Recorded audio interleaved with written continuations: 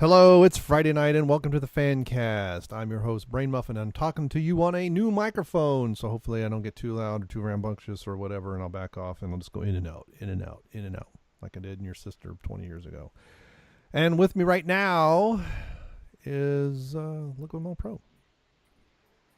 Ladies and gentlemen, it is something in the 80 degrees here in New York City, and I'm melting. Melting. Mel. 80 degrees, that's it. Man, we've had yesterday, I don't remember what the actual temperature was, but it was like 98 degrees or something like that, and it felt like 106 with the humidity. And it was supposed to rain, and it didn't. It got all Yeah. windy, and then it didn't do crap. And the humidity went from like 56% to 84%, and it didn't rain. Oh, no, it wasn't that bad today at all. If anything, today was one of the better days. Maybe slight humidity here and there. Yeah. Today was, we had 80 degrees. I think it was something like 46%. It's like, it felt like 85, but it wasn't bad. Yeah. Compared to what we had for several days leading up to it. I mean, the 4th of July was horrible. I went outside about 7:30, let the dogs out, and it was like, I couldn't even hardly breathe. It was so blech. And I had a headache. Basically, I had a headache since like Monday evening all the way through yesterday morning. Or maybe late on the 4th, it started to. And the way I don't know about your neighborhood. Well, your neighborhood may smell of gun smoke for other reasons, but by 10 o'clock outside, it was still humid and was hot as crap. And it was stifling air, and it smelled. There was so many fireworks going off and stuff everywhere that it smelled like gunpowder. It was hilarious. So. But yeah, the puppy survived okay. It was his first 4th of July, and Nice. he wasn't too bad. Ellie kind of got scared a few times. What's interesting, we used to have a neighbor live well down the street who everybody'd move their cars out of the way, and he would put on like 20 minutes of fireworks and stuff. I mean, it wasn't like continuous because he had to go light them and set them up and stuff like that, but they were pretty big. I don't know what ever happened to that guy. He's been gone for years or has stopped doing it. But it's like we get little bits and pieces all over the freaking neighborhood. And most people set off like entire packs of firecrackers at the same time. So it sounds like, and missiles going off and screamers and all that stuff. So it was good. But yeah, the 4th of July here, man, we didn't really hardly do anything. I didn't feel good. I basically got up, dealt with the dogs. My wife got up, and then I took some ibuprofen and went back to bed for a couple more hours and still didn't feel well. I took some other crap, and maybe around noon I got up and stayed up, something like that. So what'd you do, if anything? I mean, it was an interesting morning. I woke up, played a few video games. I mean, that's pretty much what I do with my pastime nowadays. I not got much more going on, but it was a nice July 4th. I had off from work. I had a long 2 days. So and my thought was, hey, let's just make some damn burgers today. My mom wanted to do some shopping, get a few things. I went out, got a few things. I don't know if you saw on Facebook, but I posted and something that I acquired that day, which was something I wouldn't been wanting for a while, and just kind of like had it on the fence, and that was this recently released Macho Man figure, where it has the his USA outfit on. Macho Man was very well known for all his very like flamboyant, very colorful, not always necessarily colorful, but so vibrant designs and outfits. So this was a very interesting one. It was part of their WWE's Retro Fest figure line, which is basically like figures of old wrestlers and old outfits. I thought it was appropriate for the 4th of July, so I bought it. I have it here on my shelf. I'll never get to meet Macho Man. That is unfortunately a dream now, but his spirit lives on. We went out, bought some stuff. I bought some sodas, bought some burger meat, ground beef. Fixed it up, made some burgers for the house, had a Heineken. Yeah, I drink Heineken, I don't care. And that was about it. Pretty good 4th of July. We went out. I went outside just to take the dog for a walk. And, well, talk about my area smelling like gun smoke. It's one of the complaints I have about July 4th around here is that we're not really an area that is appropriate for fireworks.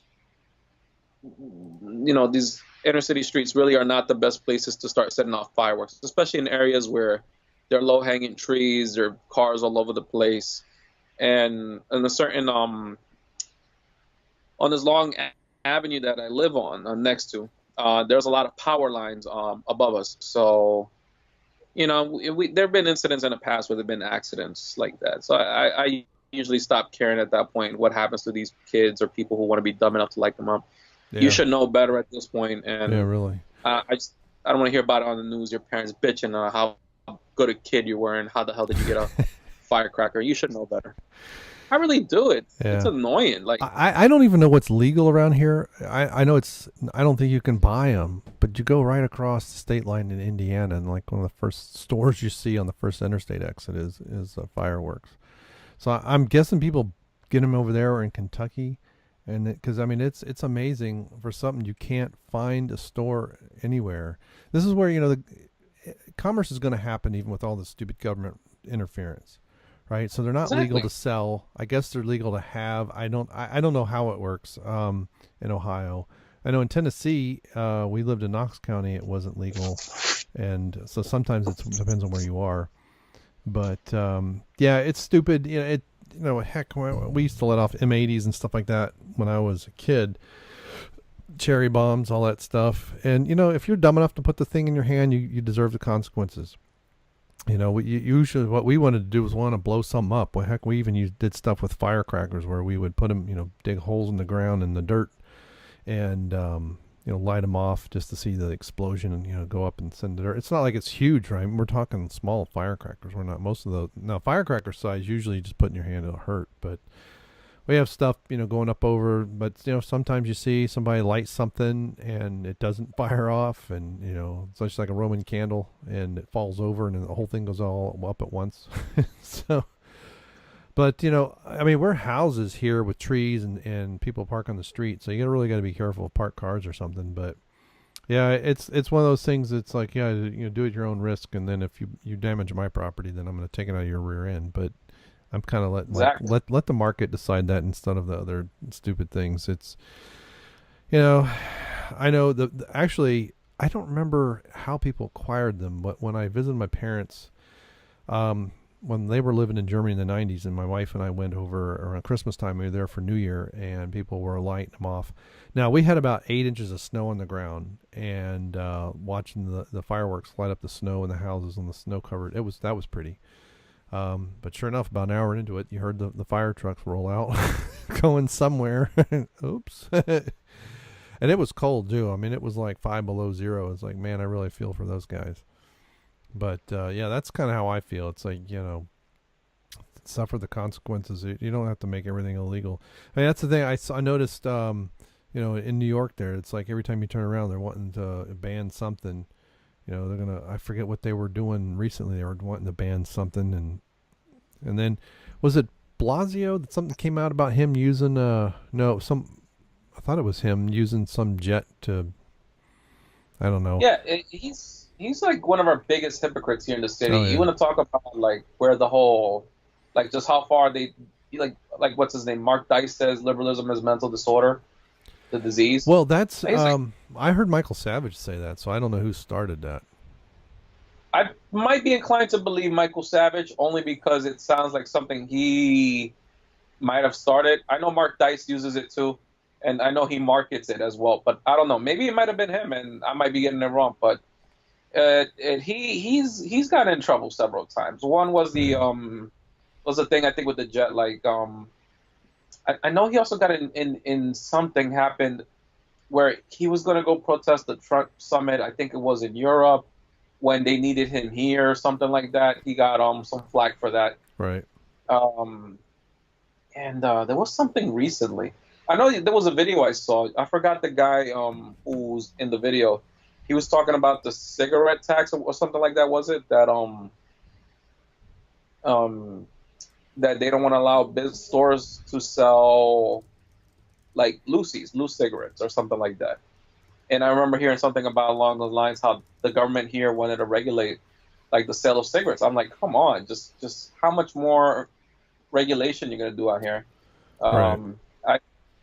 I have no issue with. I understand the reasons why you would want to ban firecrackers from New York City, fireworks in general, because let's be real, look at the people we have here, and look at the types of behaviors they already do, and then tell me, okay, is if that might not actually be a smart thing, but like you said, what's to stop them? Hell, they're illegal, and you still had kids playing with them on the street.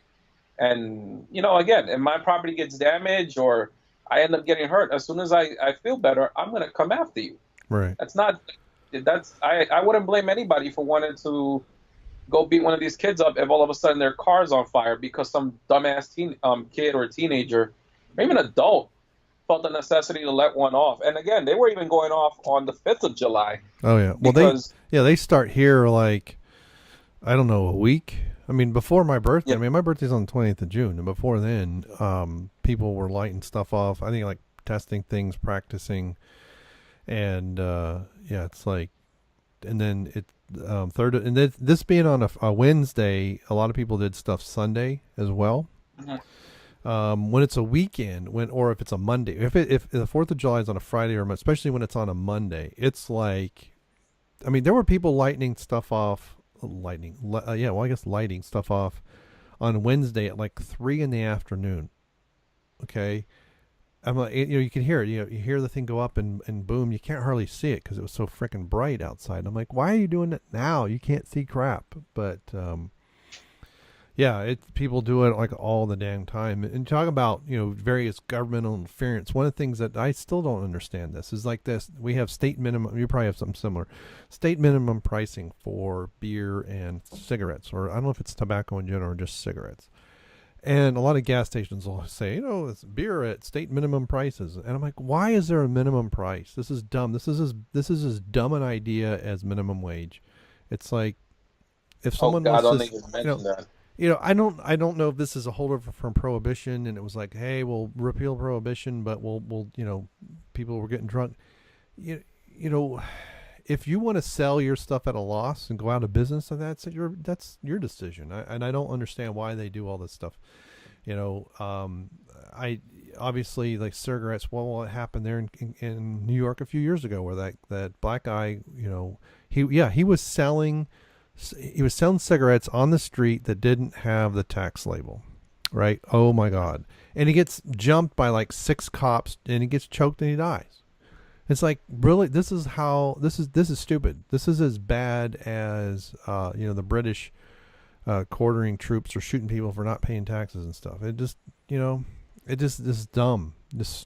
And many times it's the training of a lot of the police, especially, that is failing them. Their procedures, they hide behind their procedures, and they were just following. Well, you know what? There were guards during the World War II, Nazi concentration camp guards, that said I was just following orders, and we still prosecuted them. So don't give me this following orders nonsense. You got to be able to recognize an illegal order. I mean, yes, the guy is doing something illegal, but his crime and his apprehension should match. And it's different if you come up and you say, I'm so-and-so, you're under arrest for selling, illegal cigarettes, let's say, which is, excuse the absurdity of the whole idea of an illegal cigarette. Now, if he takes a swing at you, that's a different story, Oh, by all means, at that point, feel free to bust him in the head for all I care. Right. So it's, because now it's assault. And so now it's not just you're selling cigarettes and you're going to, I don't know, pay a fine or go to jail for a week or whatever the heck that happens. Now you've got assault and battery and, and other things. And so you have other pieces that go with it. But yeah, this whole concept that, hey, if I have a gallon of wine, I have to sell it for $6 or whatever it is, or $5. I don't even know. I mean, to me, it was a very foreign concept because in Tennessee where I live, we didn't have it. I mean, you had like the $2 gallon of Mad Dog. I don't know, some stuff, some really cheap ass wine that probably about make you sick more than get you drunk. But yeah, I'm tired of the nanny state nonsense. And I think this is in part what it's like what's spilling over. Well, all the stuff we're seeing with Star Wars and things like that on the internet, the stuff we're seeing with, you're starting to see, conservatives and liberals, and some of them are liberals by the modern sense, and some are liberals in the classic sense, and libertarians starting to join together for free speech, because you have people going to jail. This something happened. I don't know if it was yesterday or the day before. In Germany, there was an immigrant, one of these forced upon you immigrants, who killed. I think it was a 12-year-old. Paul Joseph Watson tweeted out about it, and there was a guy who the German police went after, and I mean like Gestapo type tactics, busted the door down, go in after this guy for posting on Twitter some information about it. And that, I mean, it has to, what stops totalitarianism more than anything is if the cops say, you want us to do what? Yeah, we're not doing that.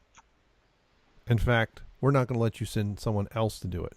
But they're afraid I might lose my job. If no one stands up, this is exactly what happens. And they just keep marching down the street. And before you know it, you're in some kind of totalitarian regime that you didn't even like, when did this happen? Well, it happened because no one said no.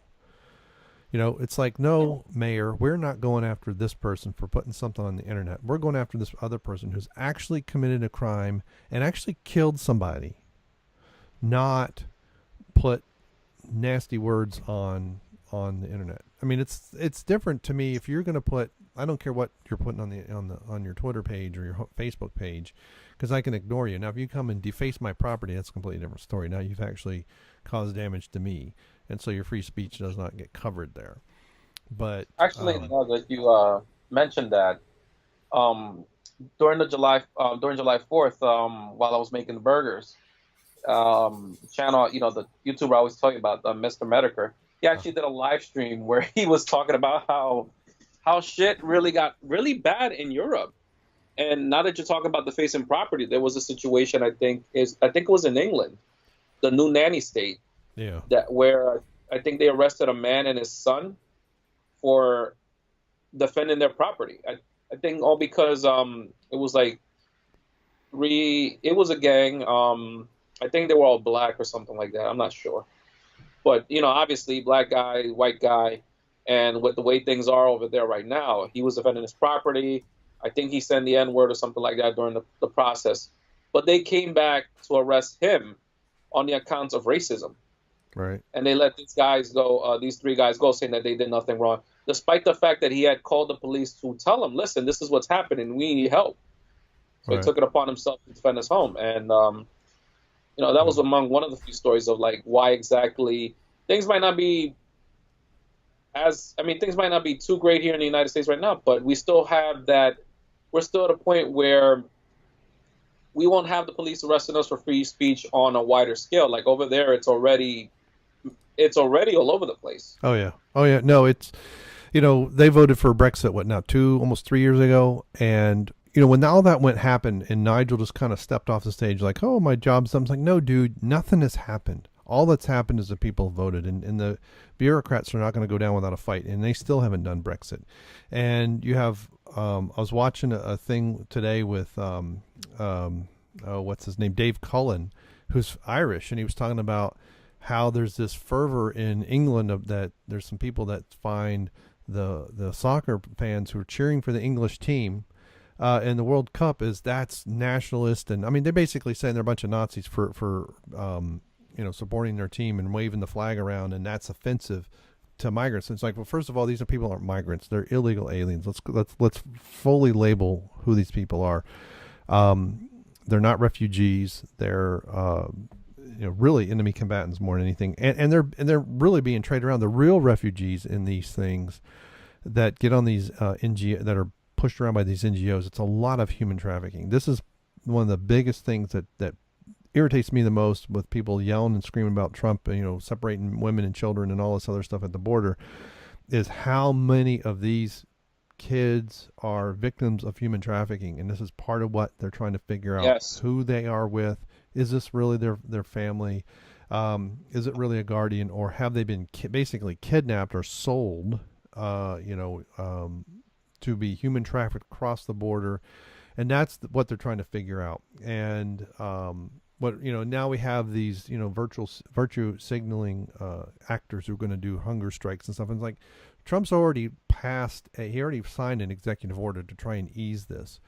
It doesn't matter. I mean, the whole fact that they're still hung up on the election, really, more than anything. It doesn't matter what Trump does.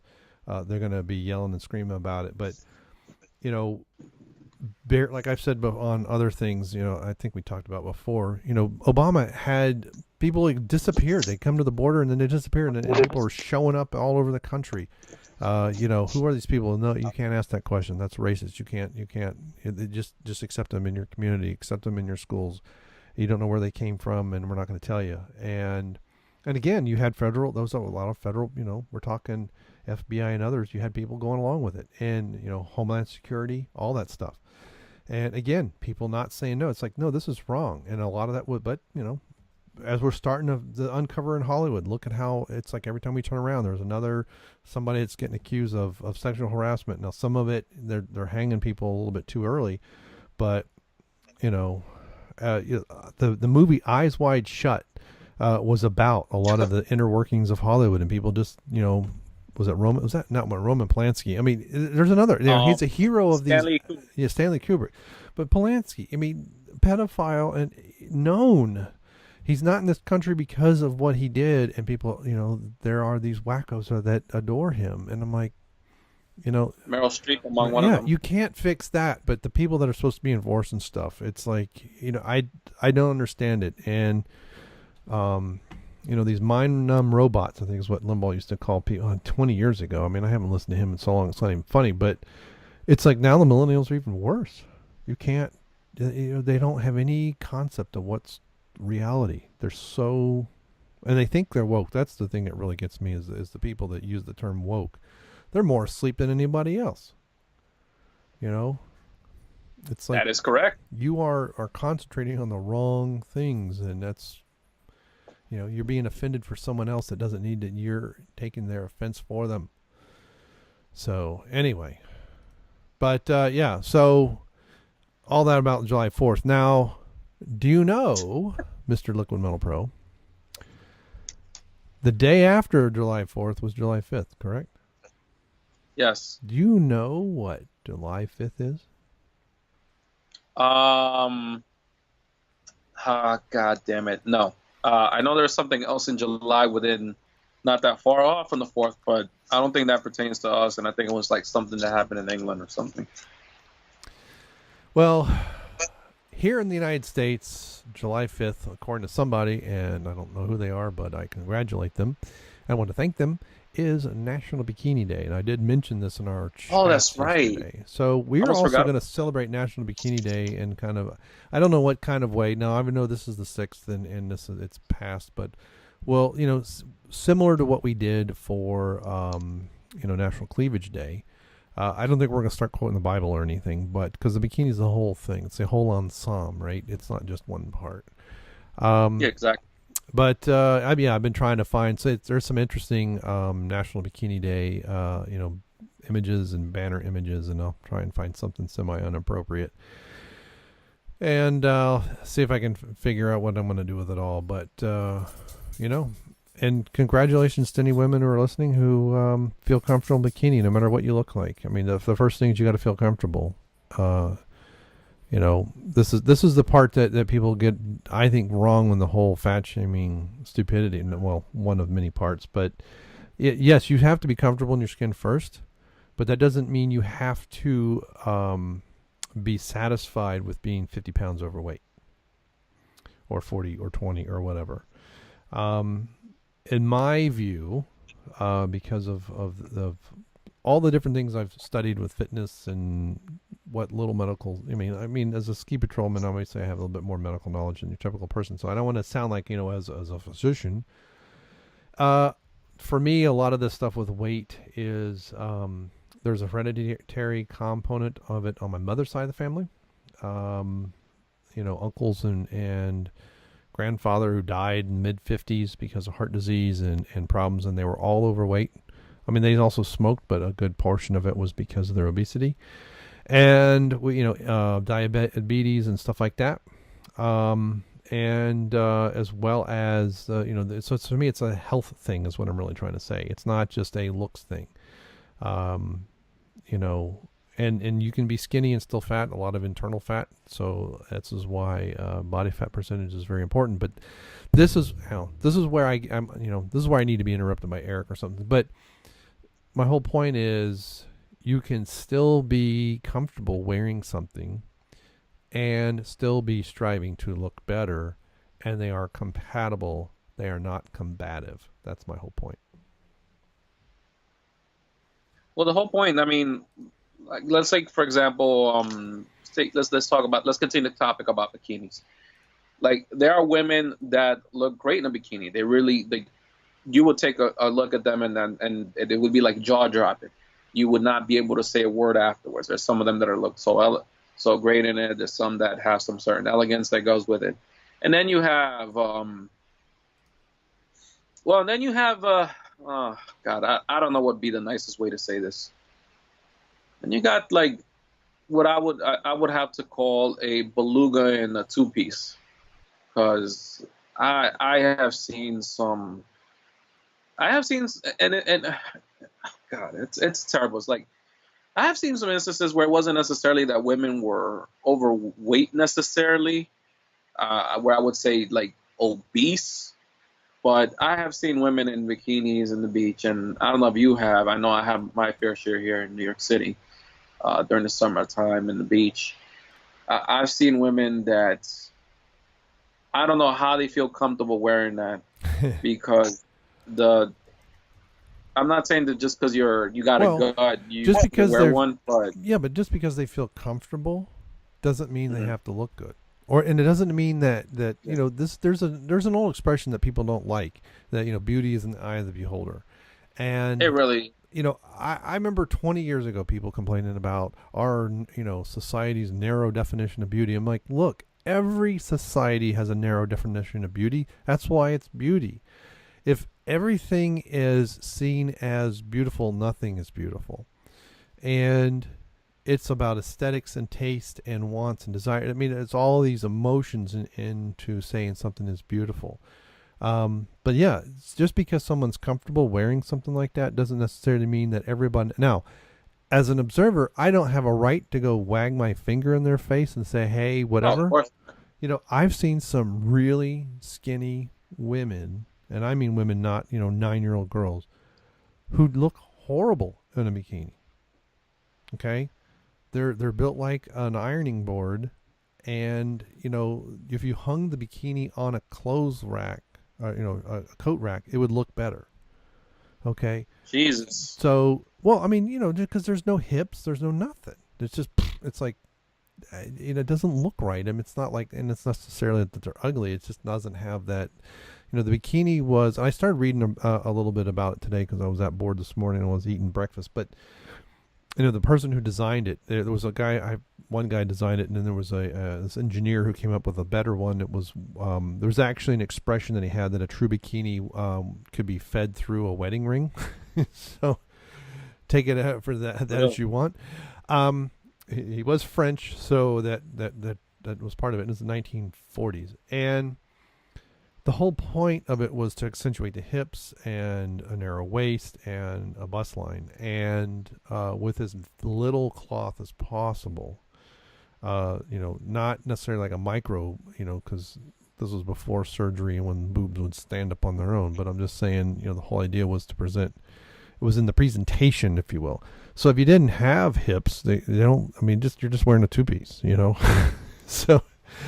I found it pretty funny, but yeah, just because you're comfortable in your skin doesn't mean the rest of us are. So that's the point I'm just trying to make. Right. It's not that. First of all, like I won't say I'm like fat obese, but I will admit I am a heavyset guy. So I will probably say maybe I am obese. It really depends on what your definition is of it. I know for me, like I said, I could stand to lose 20, 30 pounds. I admit it. I have a gut. That's my fault, but I do my best to try to maintain it or at least get myself in shape. Yeah. So I understand there are certain things that I cannot wear that, let's say, someone who is in shape can wear and look much better in it. It's just the way things are. For example, I'll give you another example. Something that we do a lot, especially you'll notice a lot in the Latino community, is when we get tattoos. Now, a lot of times we get it because we make some dumb choices, but some of the designs that we get, it's like if you look at it and you look how some of our bodies are and the tattoo and how it's placed on the body, it doesn't look right. It looks very very appalling. Like it's not appealing at all. And I was trying to tell you about the example I saw, like not that like what was it probably this back when I was with my ex like a couple years back. Oh God, there was this woman in the beach, and you talk about wearing a two-piece. You have your gut hanging out over, not pregnant, just your gut hanging out, like hanging low over the. I don't know what you would call the lower half of the bikini. Well, it's the bottoms, but you know, yeah, there you go. you don't like that. But there's probably some guy that's like, oh my God, look at her. I mean, and that's Wait, you know, we're not done yet. yeah, We're not done yet. Well, go on. She had like some of the weirdest tattoos placed in the weirdest places. It was not like visually appealing. Like even tattoos kind of have to, like they'll sometimes go with the body. Other times they look like someone just took a marker and slapped on a design on it. Yeah, That's and what I've it seen looked tattoos like some tattoos. I like the more open tattoos that. Some people like them all colored in and everything. It's like, yeah, that looks great for like the first couple of years, and then it starts to fade, and then just looks like, it looks like a big bruise. Exactly. I've seen some that had tattoos at a distance. Like, who the heck beat that poor woman up? That's what it looked like. Oh, it's a tattoo on her shoulder and elbow and thigh, and that's what it looked like. And the thing that killed me was that she had the long curled, what do you call those fake fingernails? Oh yeah.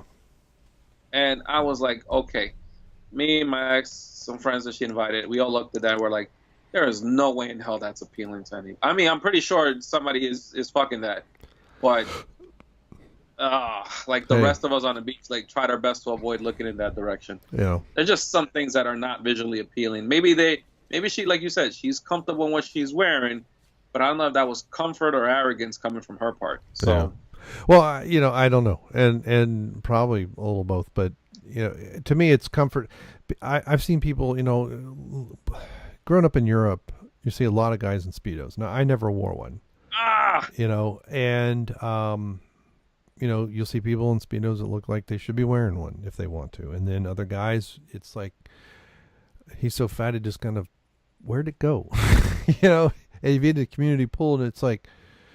Yeah, whatever, and you just kind of look some other way. But and I'm about as pasty white as they come. I mean, I try to get a tan from time to time, but the only time I really had a good tan was when we were in Spain when I was, I don't know, 6 years old, something like that, 5 or 6. Well, yeah, 5 or 6 years old. My brother and I both. Now then, I probably had some kind of little skimpy Speedo type bathing suit on, but somewhere my dad has slides of it, so that ought to tell you how long ago it was. But since then, I either burn or nothing happens. I mean, a couple of years ago, when my wife and I went to Florida for a week, we went to Sanibel Island one day, and it was slightly overcast, but it's that kind of overcast where you should just fry. And I spent 3 hours walking around Sanibel Island, the beaches and stuff, without a shirt on, carrying my camera, doing different things. And I got a little sunburn on my nose, and that was it. So I didn't even turn pink on my shoulders. I was very surprised. I was like, oh my God, I'm going to be horrible tomorrow. But, so I'm very conscious about the way I look. And I've always been, this is part of why I started lifting weights years ago. But you're not going to see me on at least, as far as I know, you're not going to see me on the cover of, Muscle and Fitness or something. I'm not even close to that big. I'm a lot bigger than what people think. I mean, it's funny on some of my supplement reviews, some of the comments that I get are related in that area. You're so skinny. How can you be reviewing protein powder? Someone left a comment something like, supplement reviews by a guy who isn't jacked. Yeah, that seems legit. Hey, at least you're getting the attention. Yeah. Well, but what's interesting is on all those kind of reviews, there's probably on about every review there's a comment, some like that people have left. But on my Millville protein powder, everything is more community oriented. People asking about the product and how often to take it. There's shake ideas, all kinds of stuff like that, which is what I'm trying to build and foster is that whole idea. You know, but people still leave comments. I mean, people still leave comments on the one with my daughter when she's being non-cooperative.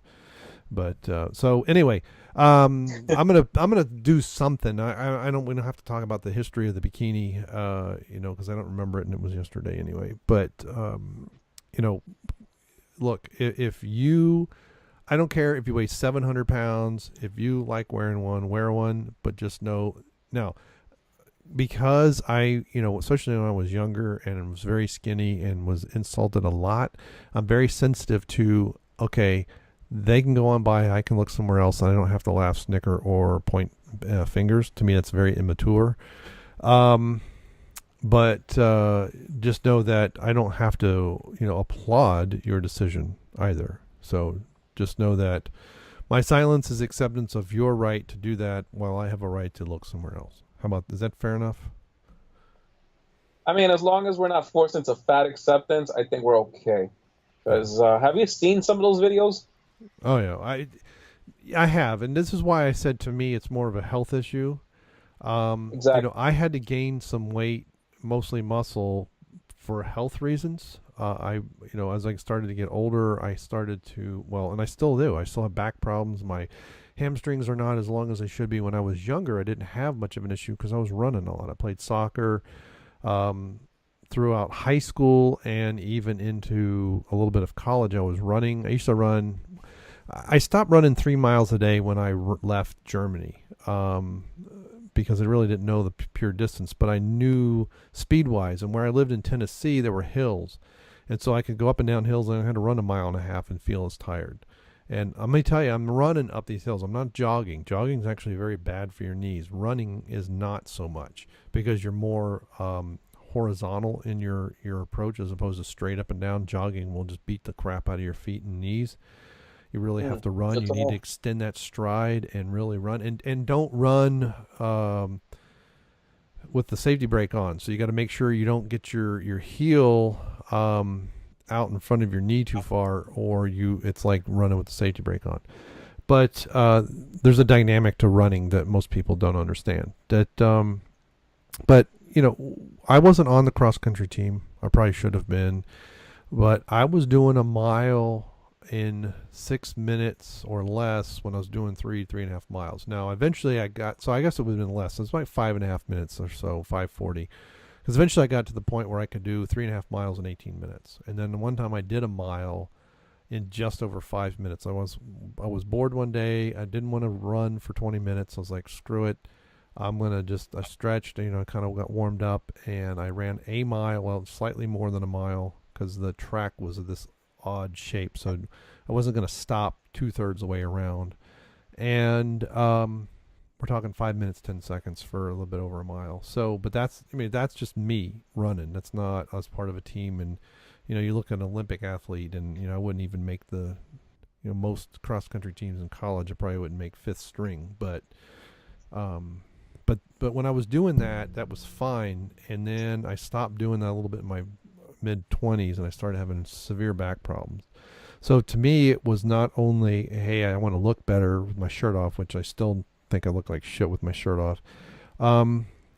So I gained over 20 pounds lifting, but a lot of it was to get my legs stronger, my arms stronger, my back stronger so I could stand up straight better.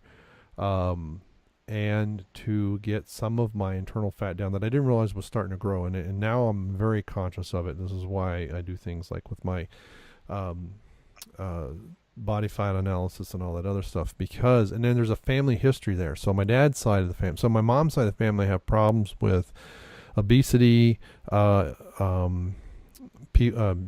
know, men dying in their mid-50s, and some other things. There's a little bit of cancer there too, but we're not talking that. Now, my dad's side of the family, there's hypertension, high blood pressure, some other heart disease too.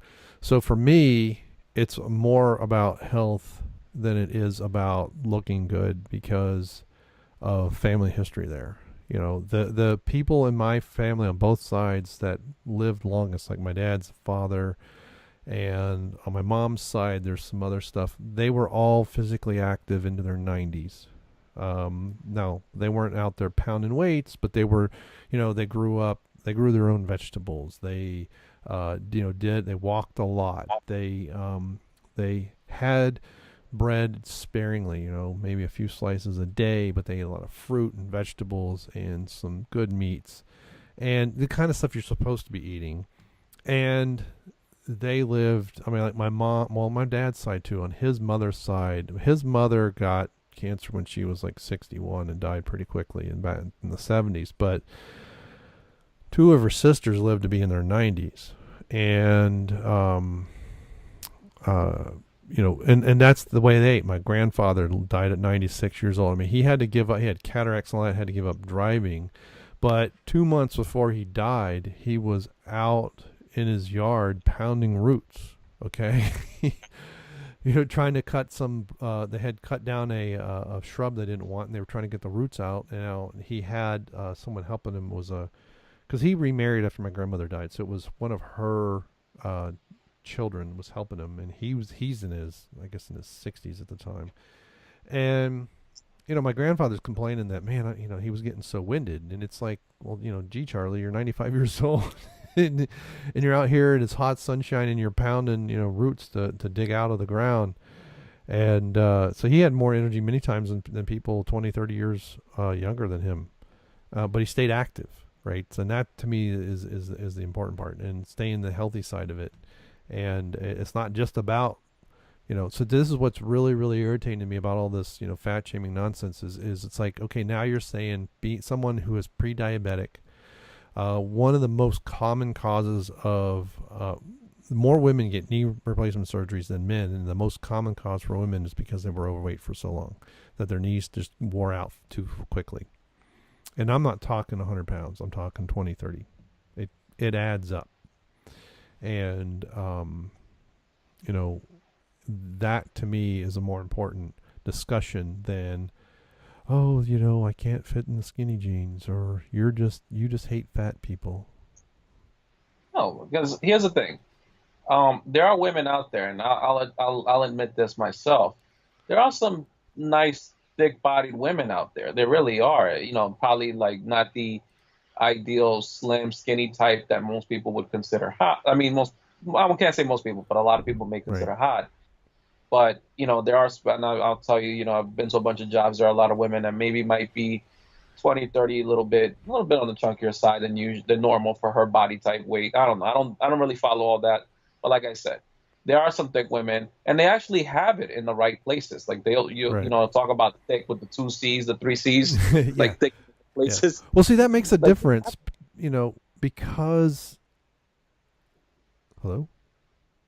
Yeah. Okay. I had a ding, and then the way I was getting feedback from my microphone, it just sounded weird. But there's a difference between brown and yellow fat. And exactly. The brown fat, for the most part, as far as now health-wise, as far as disease and things like that, it doesn't have as strong an effect as yellow fat does. The weight, if you don't have the strength behind it, your knees start to give out. You may have arthritis and some other things that can develop a little bit more prematurely. The brown fat is where, because that's my major cause of high blood pressure. And I know that's my dad's, since he's been retired from the Army, he doesn't work, exercise as much as he does.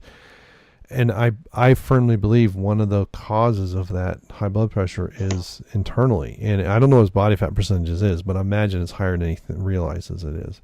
And, my grandfather, his dad, was on all kinds of medications and all this stuff and should have died, when he was 60 years old, probably, of high blood pressure, according to medical science.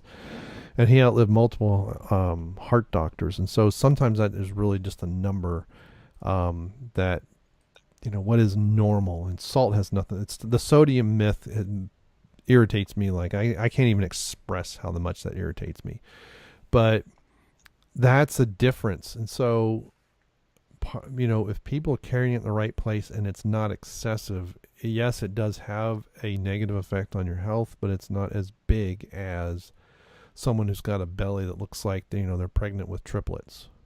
And because that is a lot of internal fat as well as the external, because the internal pushes on your organs. It'll push your abs out. Everything gets tight. If you feel bloated, you feel, those types of things. It's a very different feeling than the brown fat. And the brown fat actually burns more calories than yellow fat too. So the brown fat's more of an insulator.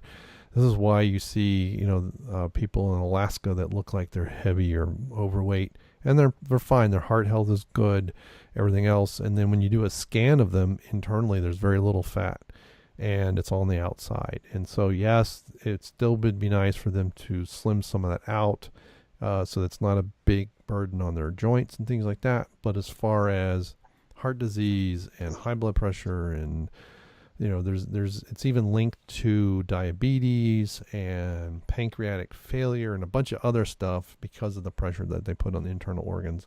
That's a different story. And to me, we lose that in the narrative because the pendulum, man, I keep hitting that thing, the arm. The pendulum just swings both ways, right? We had Twiggy in the 60s who was not healthy. She was skinny, but she was not healthy, guarantee it. And then now we've swung it all the way to that if you're not 200 pounds overweight or more, you should be happy with your body. And I'm like, no, neither of those are healthy. And the women you're describing are somewhere in the middle, right?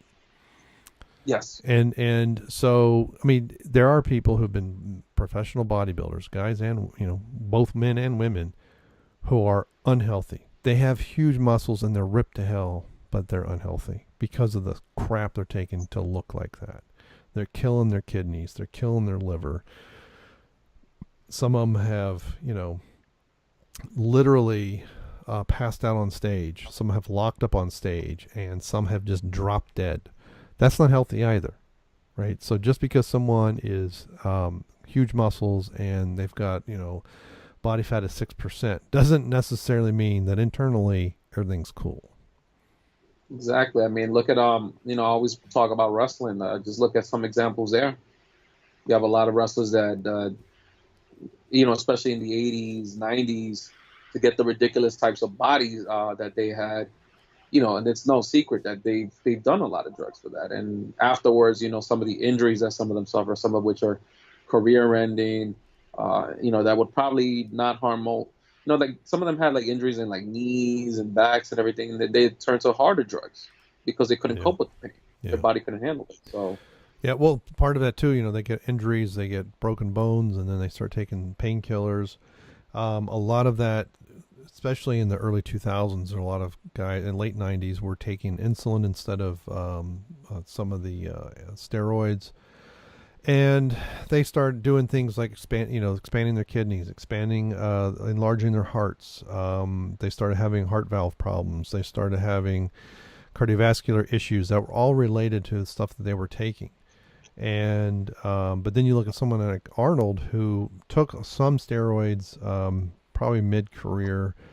The claim, he says he didn't like them, but back when those guys took stuff, they worked their butts off first, right? They figured out their nutrition, what their split cycle needs to be, and then the steroids were that extra little oomph. That was the late 70s, early 80s. And also steroids weren't very well understood. They were manufactured in very, nefarious places, and they could kill you. So a lot of guys didn't do it because of that. But once we get into the late 80s, early 90s, exactly what these things can do is better understood. The cycling starts to become better understood. The manufacturing becomes cleaner. Now, these things are still illegal in many ways, depending on what states they're in. But they do have a very good medical benefit. Sometimes people get steroids to get over rashes or to get over pain in their back, and it kind of boosts the body to kind of react and heal. That's when they're good. And I don't have a problem with someone using steroids if they choose to, even for bodybuilding or anything. If it's the last piece, if they start with the steroids, they're in trouble. You have to have years of experience building the foundation before steroids are effective for that last little bit. But if you start off, and unfortunately, this is what started to happen. They started injecting earlier and earlier in their careers, and in there where they were building, and that's a big problem. And there's been multiple times there's been big pushes for all natural bodybuilders. They call it, I think, the fitness physique for men. These are the guys look like Arnold did in his heyday and guys before him. And they're not quite as big as Arnold, but they have that tapered look. That's the other thing that they started losing. They started getting these huge bellies and big muscle bellies. A lot of that's because of the insulin. Insulin was swelling all of their internal organs. I mean, can you imagine that? Wanting to look bigger because you're swelling your internal organs. That's not healthy. Sounds horrible. Right. And it comes back to bite you, and it will kill you. And that's my whole point. You can't tell necessarily from the outside how healthy someone is. I mean, yes, if someone's 60 pounds overweight, there's a really good chance they're pre-diabetic. Okay. And if they're more than that, they're into the morbidly obese. They're probably got a crap load of health problems that are going to be starting soon. But someone 20, 30 pounds overweight, especially if there's between the mixture of brown and yellow fat, you may not be able to say, yeah, you're definitely pre-diabetic. They may not be. And they might be, but they could also be, look thin and have a body fat percentage of 24%, and it's all internal fat, almost nothing on the outside, and they're pre-diabetic too, and they don't realize it. And that yellow fats. I mean, that's I think the thing that people want to not concentrate on, and but as long as soon as you say something like, well, that person needs to lose weight for their health, if you get labeled by whatever, if the conversation if the conversation can't be had about how good is their body composition, and is it healthy or not, and it's instantly you're fat shaming or you're this or you're that, and you have to accept them to look like this, and that's the reaction, then we're never going to have this conversation so that person or anyone can understand where they are in the health wise. Because when you're 20, 30 years old, it has a much different effect on your health than if you're 50 or 60 years old.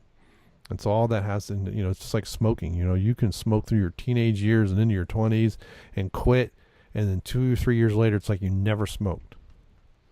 But you get into your 40s and 50s where you've been smoking for 20, 30 years. Yeah, it helps, but there's damage you have done that's never going to heal. Yeah, your body's like not used to it's not going to get used to it at that point. Like it's not going to be able to heal itself.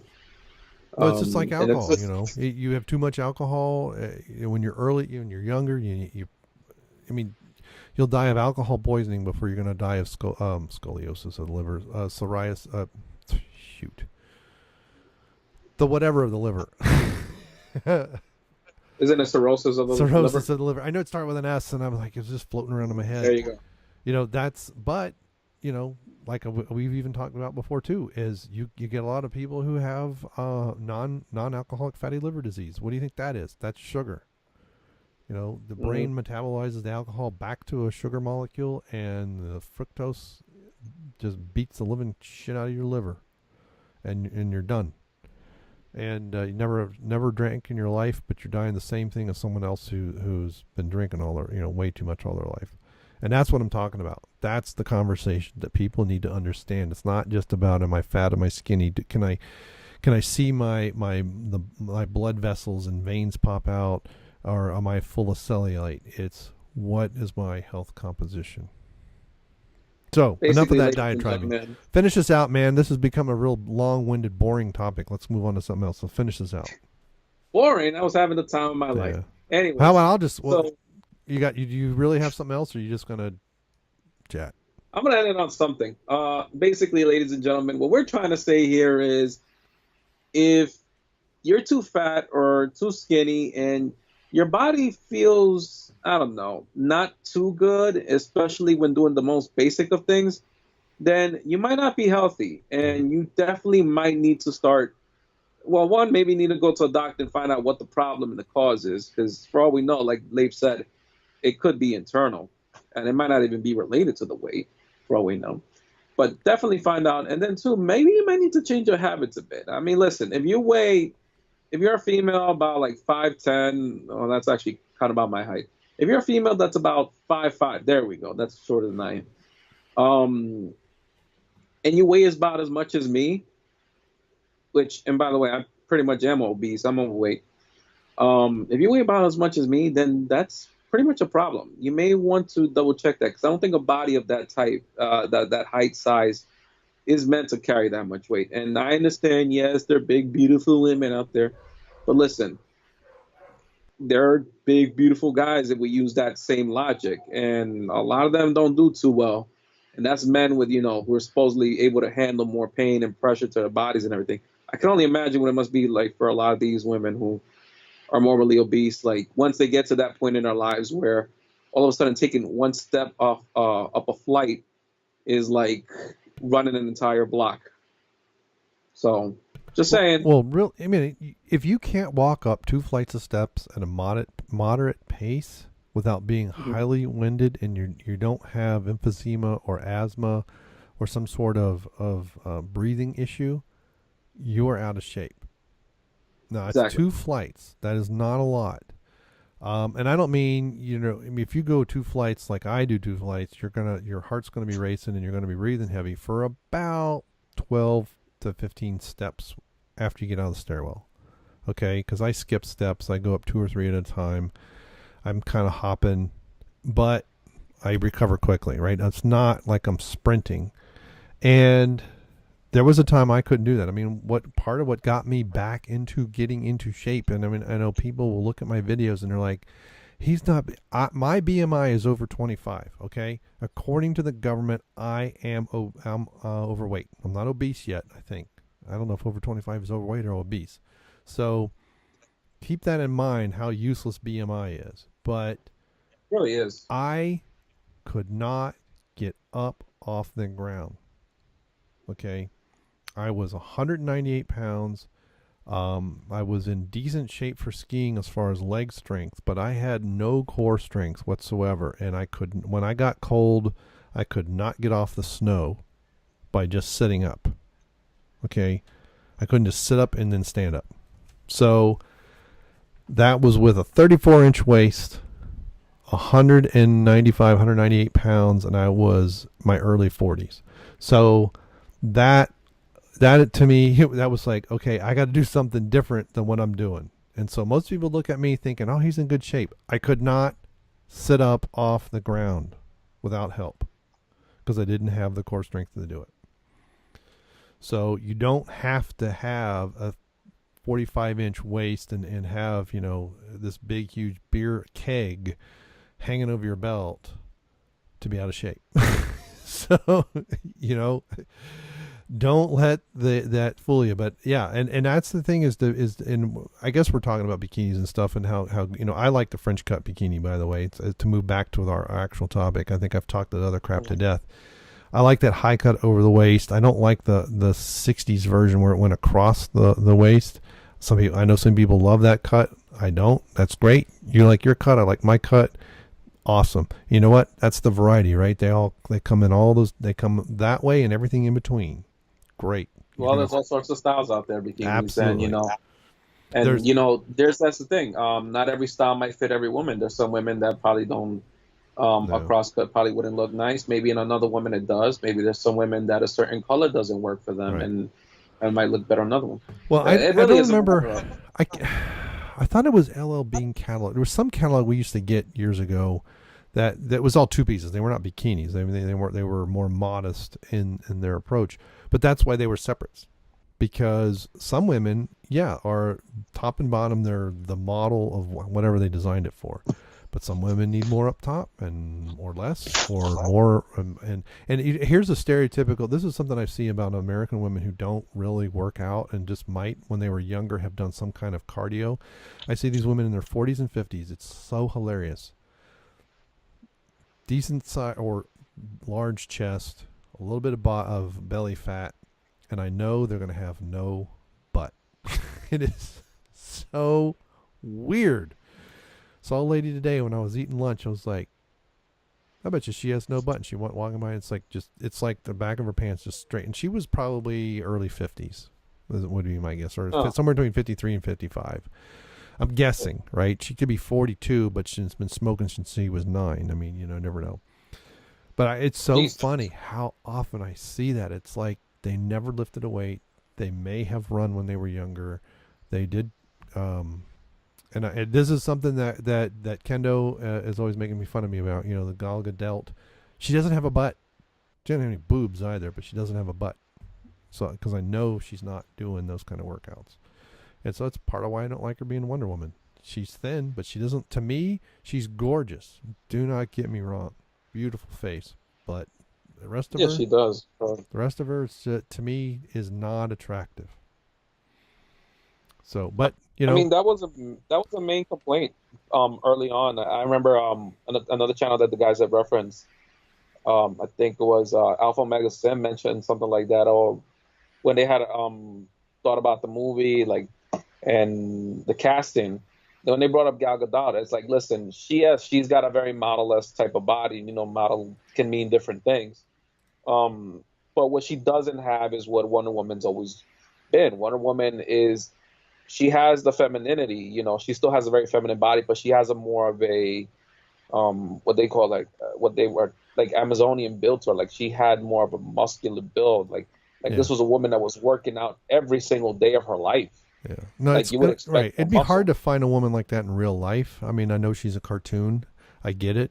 But this is kind of what they did. This is why they're talking about Marvel comics and Marvel, the Captain Marvel in the comics. Why they keep calling them. I actually had to look this up because I was like, I looked it up today because I couldn't quite figure out what Jeff was talking about.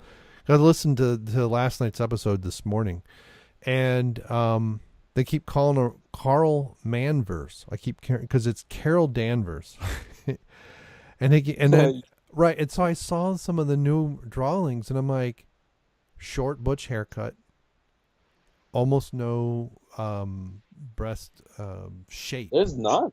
And I'm like, that does look like a guy. Yeah. It's like, no wonder they're calling her Carl Manverse.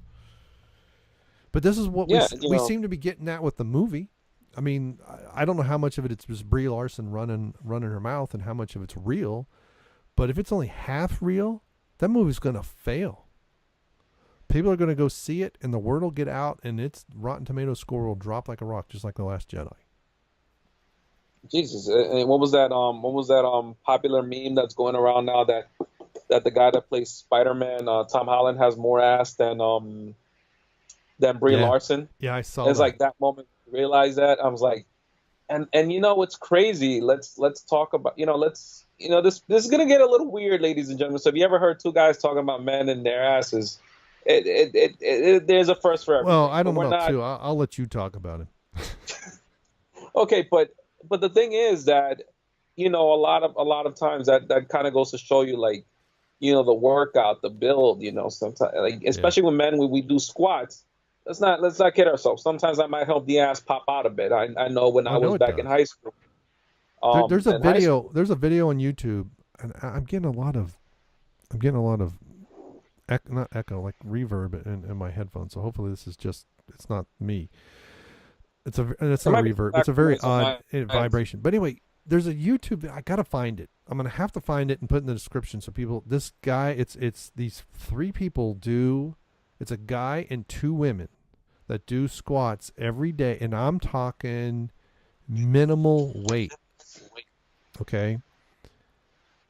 And the one lady she's got to be early 40s, late 30s, early 40s. She gets so excited. She says something like, I have a whole more inch of fucking ass. I mean, that's what she says. I mean, she's like... Wait, a what? Yeah. She had a whole... She had because they took their measurements around, and they did a photo of a side, and she did not look... She looked like a stereotypical... maybe a little bit of CrossFit, but mostly aerobic style workout person. And she had a nice, okay butt profile. But then at the end of it, it lifted and was deeper, a whole inch in diameter. And she was beyond excited. I was like, I mean, I'm gonna have to find the video, man, because I swear to God, you look at her. She's married, and you look at her face and how excited she is. You know what her husband got that night. you know it. It's like she was like beaming, like it was. I'm gonna have to find it, and I'll have to put it in the description. But yeah, well, lunges, walking lunges especially. Reverse lunges help, although most people do reverse lunges wrong. The back foot placement is incorrect. So that's why I prefer to do a walking lunge, because it's hard to see behind you.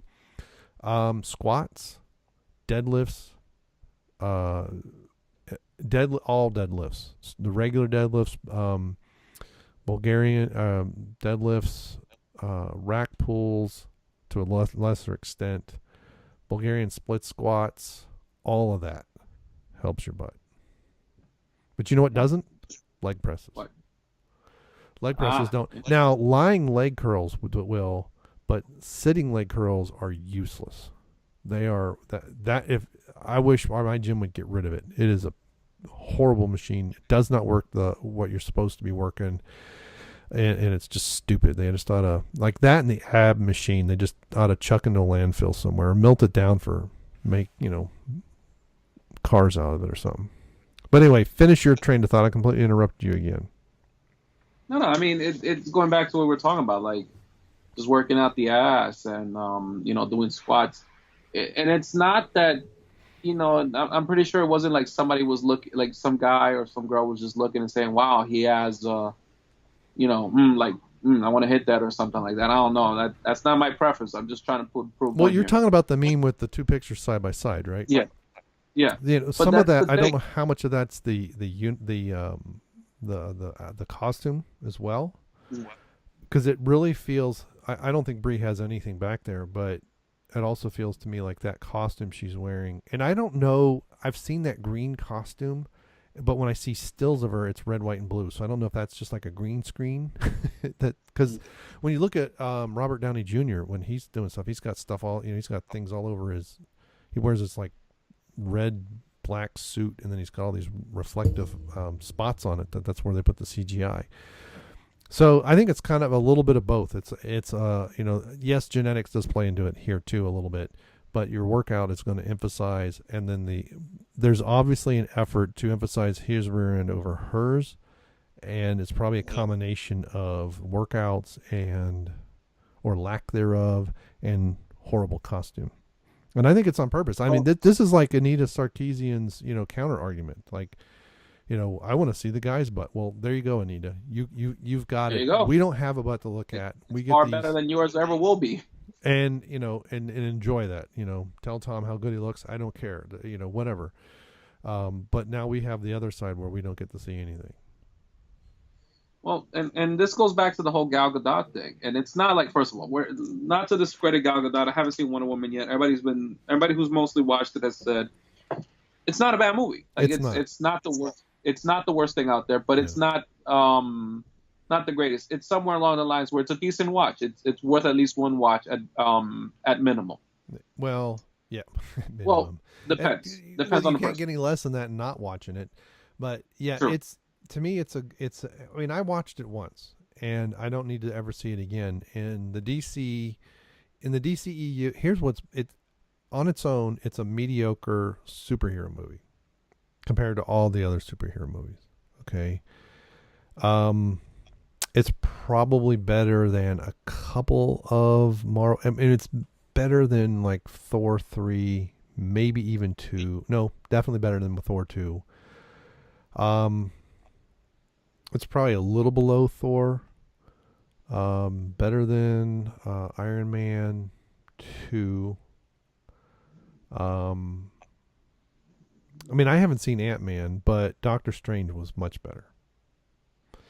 Ant-Man's great. I'm gonna see 2 tomorrow with my brother in the morning. But I'd say if you can get it on an inexpensive rental or Netflix or something, I think it's the part on Themyscira is shot very well. It's hard to tell what is real, and I mean sometimes you can tell what's not real, but I mean they did film on location in the Mediterranean, but I mean, it's not a great movie. It's not even a great female superhero movie. It's a good female superhero movie, but like Jeff and keeps bringing up Salt. That's not really a superhero movie, but it's a I like Salt and the first Tomb Raider movie better than Wonder Woman. With Angelina, Wow. not the reboot. Not the reboot. I haven't seen, and I'm never going to see it. So mainly because she does stuff on her own in Tomb Raider. So, but yeah, I don't want to spoil it for you. You definitely got to check it out sometime. It's definitely worth looking at. But to me, it had so much potential, and it just it failed because it wanted to be an all-female movie, female led, female director, female lead, female crew. It didn't want it to be good first. It wanted to be an all-female movie first, and I think that's why it falls so poorly. I think for me, if to be honest with you, the part of the problem with me and Wonder Woman, one of the reasons I haven't watched is because I get too many Captain America, not Winter Soldier, First Avenger vibes from it, Yeah. and it's like, Well, it's not. I mean, it's not like that hasn't happened in the comics. right. I'm just saying, movie-wise, you could have thought of something a little more different. Like, it was basically another origin story, but and we already got her character right. in the movie. It's kind of like what happened with Black Panther and Marvel. Right. We already got introduced to him in Civil War, and now you want to do like a pseudo origin type of movie type of thing going on. Like, people don't rationalize these things sometimes, and that's what bothers me. Yeah. And then that's when you get the criticism. Oh, you just don't like it for X reason. I'm like, no, Well, I just don't like it because wasn't he in Winter Soldier too? who? Black Panther. Yeah. You. Which one did his I wanna dad? say Which something about one that. did his dad die in? Or That's in 3. Don't confuse Falcon and Black Panther now. no, I'm not. I'm just trying to, because they were after Bucky for 2 movies.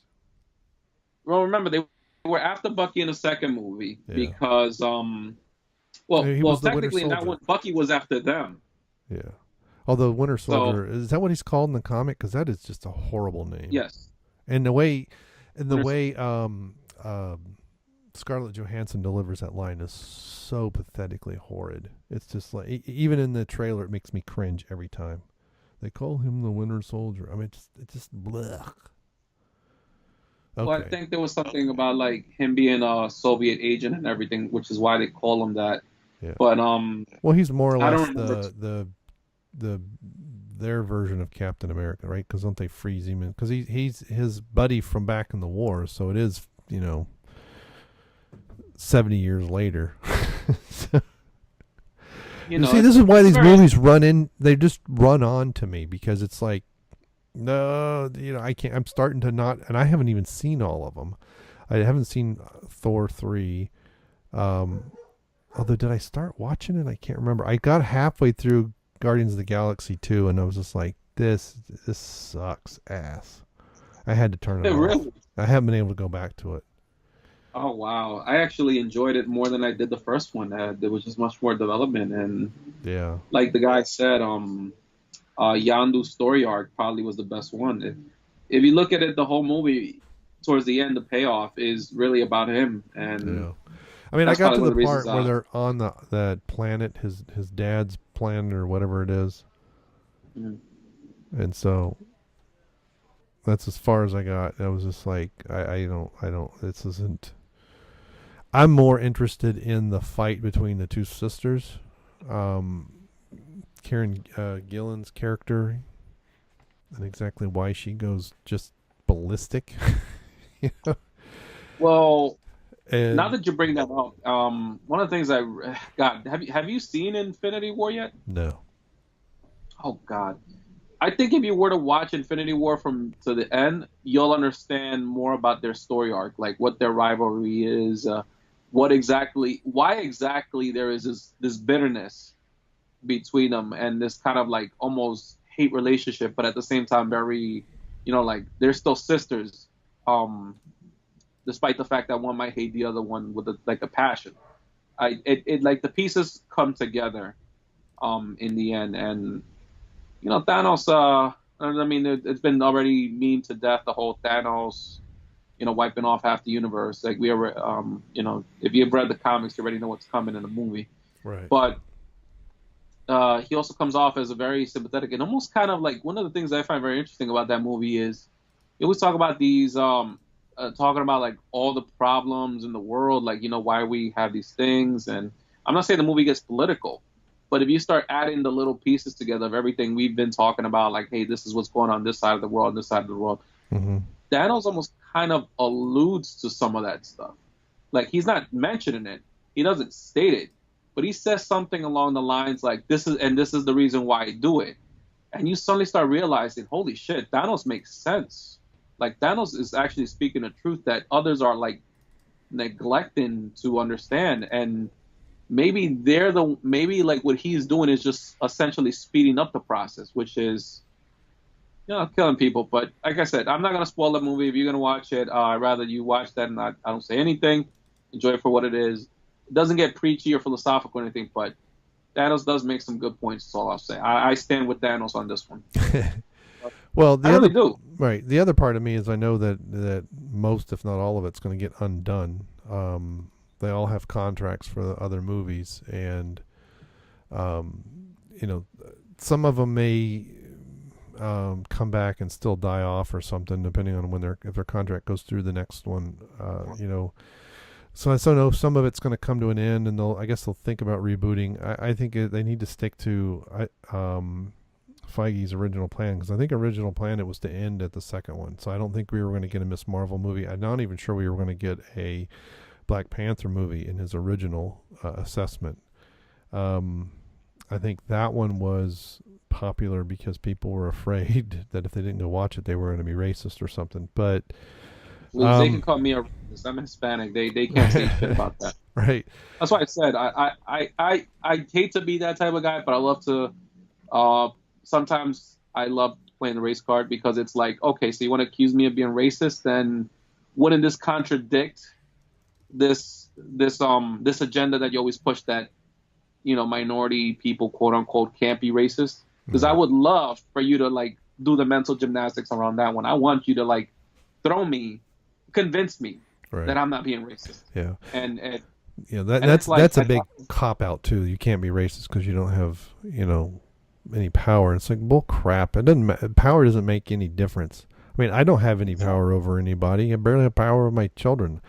I'm not I'm responsible for stuff, but I'm not in charge of anything, and I can't make people do anything. Exactly. I'm not the government. Just because I'm white doesn't mean jack. But man, I can be a bigoted ass munch just like anybody else. Exactly. That's the point I try to make with people all the time.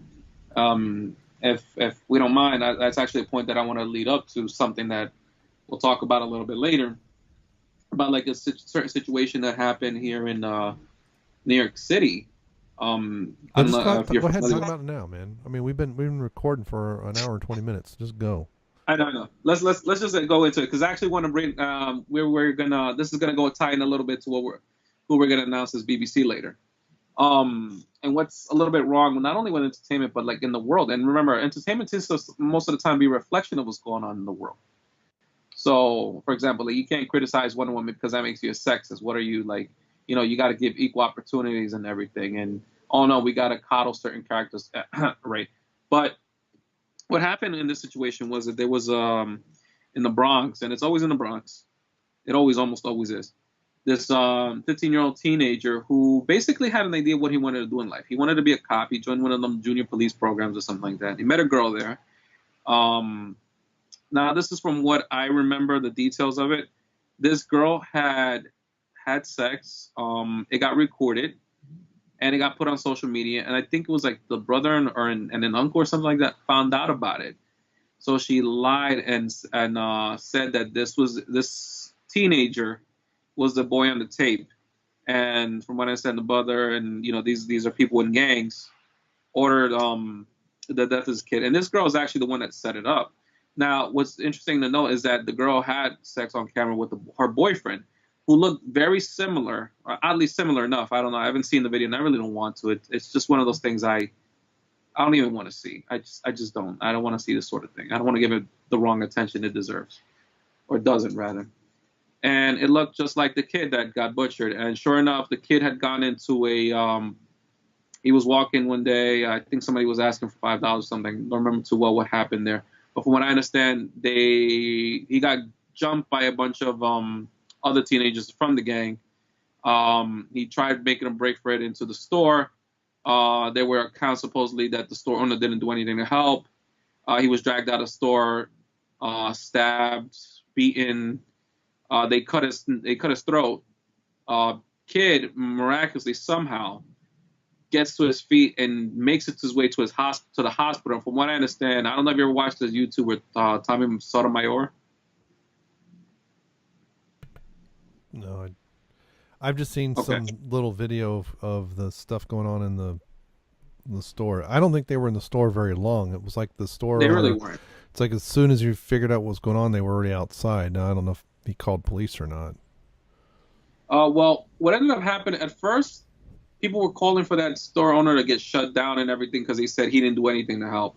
Later on, apparently he got a heart attack or something like that.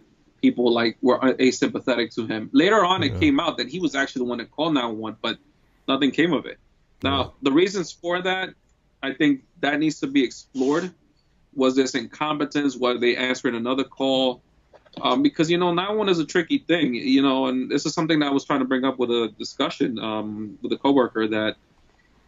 We give the police a lot of flack for a lot of things, but we have to understand that when it comes to 911 calls, they have to take all calls seriously. And sometimes you have people who will call 911 with the dumbest shit. Yeah. Or things that they don't know if it's a 911 situation or not, and they have to address it. Yeah. Which is sometimes where police might hang up hangs up the police line, and you don't have enough police out there to police everything. Yeah. Well, it depends on the person taking the dispatcher taking the call. I mean, we had a kid here that died a few months ago. I remember a few months ago. It may have been this last month. He was in. Somehow he got. It was some. There's. It's like a minivan. Some kind. I don't know if it was Chrysler or whatever, but there was some brand of minivan where the back seat can collapse. And this kid was apparently pretty small. And according to police, they showed up, but they couldn't find him. And part of the problem, he suffocated basically. And I don't think they looked in the car. I think they saw the car but didn't see anybody, but part of the problem was the information that the dispatcher was relaying was not accurate. The other part of the problem was in an area of town where they get a lot of crank 911 calls. And so that's what they thought about. And then he called a second time, and that's when they really should have taken it more seriously, but they also should have run the plates and called the parents or something. There should have been some other investigation that didn't happen. So there's a lot of stuff going on right now about that. But the more specific, I called 911 for an accident one time. I knew the crossroads where they were, down within a handful of yards. I knew the guy that the guy's house that I was I was using. It was before cell phones, right? So and when I worked for Knox County Schools years ago, 911 operators were on the other end of the floor. And even though back then they knew what phone, because they even knew the guy's name and address of where I was calling, I said, yep, start there and go down the street, so many yards. There's another cross street that was right before then. I actually knew the person who got run off the road. So I actually knew the lady that was driving. So I was able to give him a lot more information. And then, of course, what I did is I called her husband and said, hey, whatever her name was, Diefenderfer was her last name. She got run off the road. This happened. So he was there almost before the ambulance was. So if it's like, hey, I'm out here on Main Street and some guy's bleeding, that doesn't help, And if you're in an area where you get those kind of crank calls, and that's the problem. And they sometimes are overwhelmed, and they can't get to you. And if you don't have the specifics, if they say, well, some guys came in my store and they dragged this guy out and I don't know where they went, that's not helpful, right? I know somewhere in that block or two, there's something going on. But if you can say, yeah, they're right outside my store, this is my address, they're macheting the crap out of this guy, I don't have a weapon to fend them off, you're going to get cops there rapidly. Yeah. Unless they're. I mean, I saw a guy get shot outside my window when I was at AAA, and about the few seconds it took me to process what I just saw, there were police coming from every direction. Okay, every direction. They caught the guy within 5 minutes of the library. Okay, which was 2 blocks south of my location.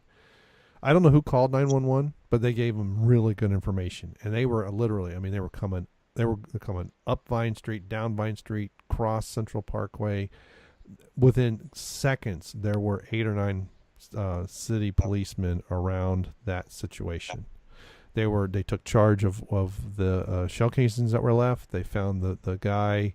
He was actually at a bus stop because it was like I saw him run, and I'm like, did I just see what? Did I because and the witnesses were just kind of standing there. I mean, I've shot guns before, but I never seen something like this. And just about the time I'm like, I better call 911. It was like whoosh, and that's the thing. You have to be able to give specific information. So continue on with your story, man. So, no, I mean, we raised a lot of valid points. Like, again, it's not so cut and dry. Like, people want to say, I know a lot of people that are like, oh, celebrities are given this the attention it deserves. Oh, why aren't they? And this is where I'm going to get my point with this. So, the police did end up apprehending the, I think it was like 5 at first, then it was like 6. I think it was like a total of 8 gang members, most of them male, as far as I'm aware. And the girl that supposedly,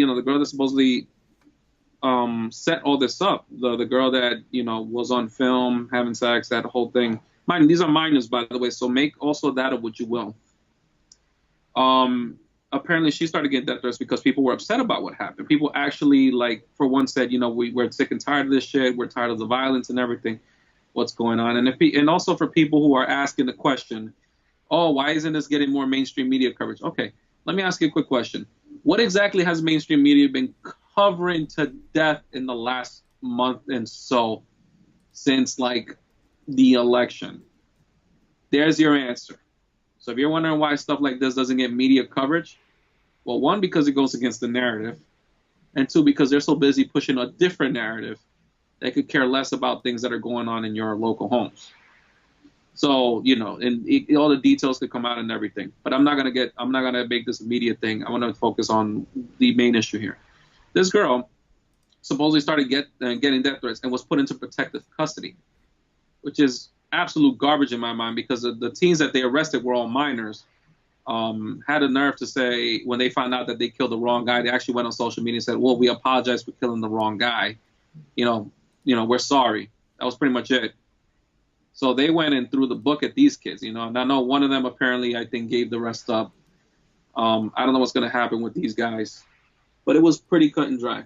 And one of the points that was made in the video with Tony Sotomayor, which I agree with, and I don't understand why we all of a sudden have to, and this is the point I want to make about double standards. The girl, all sorts of excuses are being made for why she's not in custody. If she knew and understood exactly what she was doing, she even said to this guy that you look like that he reminded her of her boyfriend. And she sent out a bunch of people to go out there and kill this guy in retaliation for, I guess, him posting it on social media, which he never did. Then clearly she's in the wrong here, and clearly she should be apprehended as well. Because what she did is the equivalent of crying rape when it never happened, false rape allegations. You're accusing a man of something he never committed. And now that the actions have been taken, all of a sudden when you get the death threats, now all of a sudden you want to play the victim?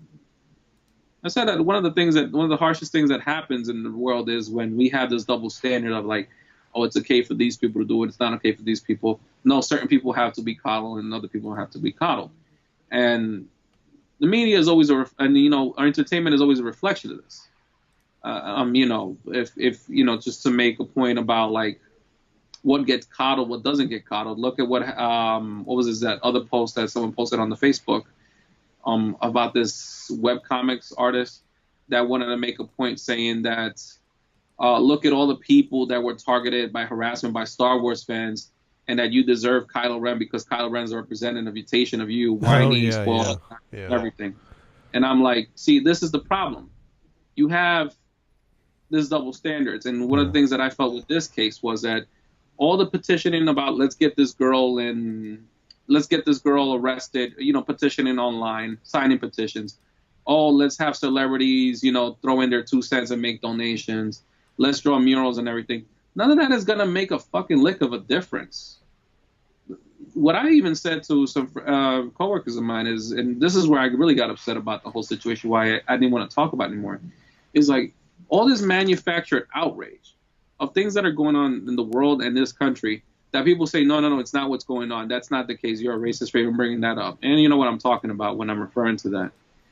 But where are the people going to outrage here, the legit outrage, where you want to take it up with your congressman, you want to take it up with local elected officials and everything? This is where we need to be in the world, where they need to start putting standards on people and not just double standards like, okay, well, she's a female and she's getting death threats, so we have to put in protective custody. Oh, she knew what she was doing. Put the handcuffs on her.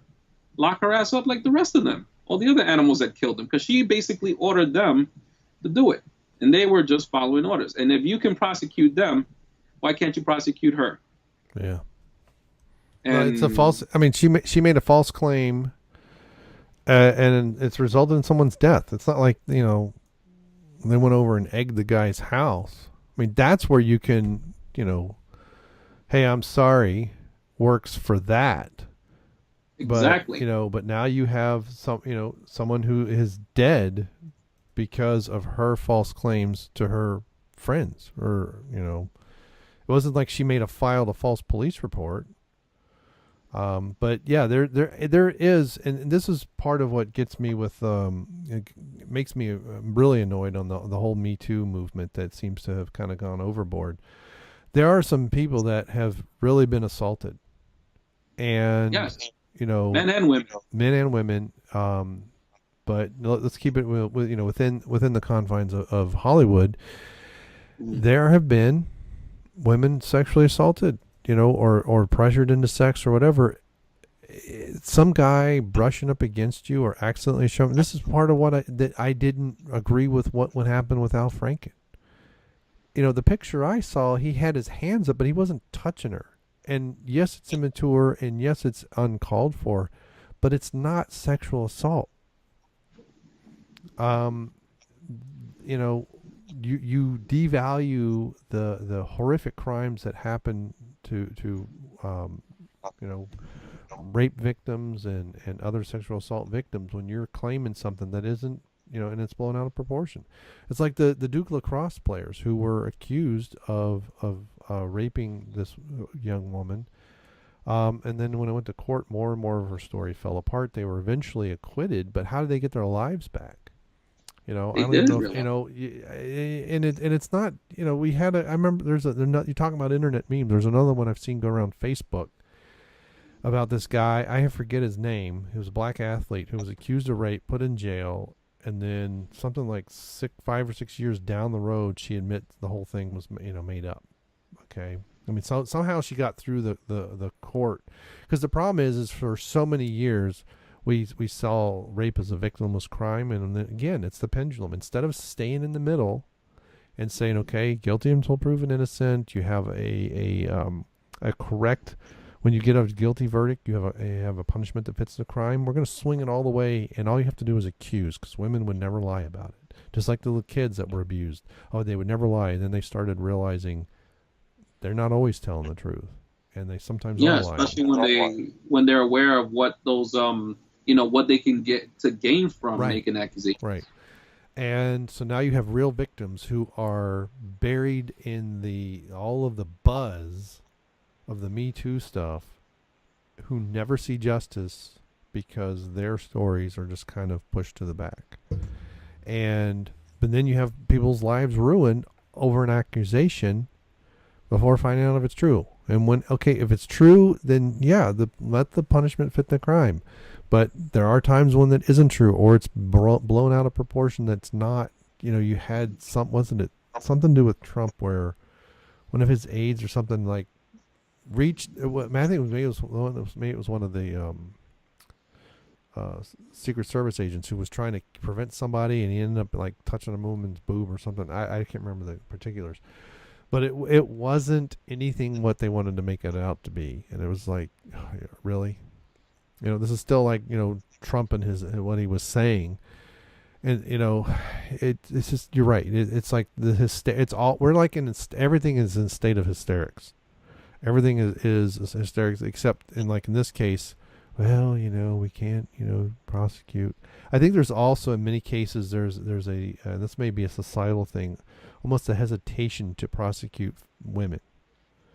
And I think this has been going on for quite a while, maybe 100 years or more, where we're not, did she kill the guy with, and then suck his blood out of his, bleeding throat? No. Okay, well, maybe she didn't do anything. It's almost like society's not sure what to do with that. And so you get these things where this woman has made a false statement to essentially, what do they call it? Something after the fact, before the fact. But basically she's a collaborator before the fact, right? Her accusing this guy led directly to the actions that happened, right?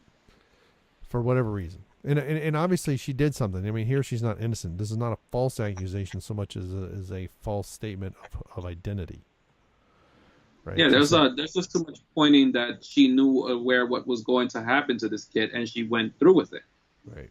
And one of the biggest problems was that sorry to cut you off, but no, go ahead. One of the biggest with this case, and why I say this is just pure bullshit, that they didn't want to prosecute her, they took her into police custody and everything, is that I think one of the excuses I've heard for why people don't want her to face jail time or anything like that is because of her age. Like, oh, she's 15. I'm like, well, if you want to get all if you really want to get all types of technical with it, and like I said, remember, you have minors on camera doing sexual acts and stuff like that. There's also an additional charge that could be added. I'm not even going to get into that to try to push that narrative. But there's a lot of things wrong here. And it's kind of going back to a joke that Dave Chappelle once made that I feel is a little relevant here about how old is 15 really?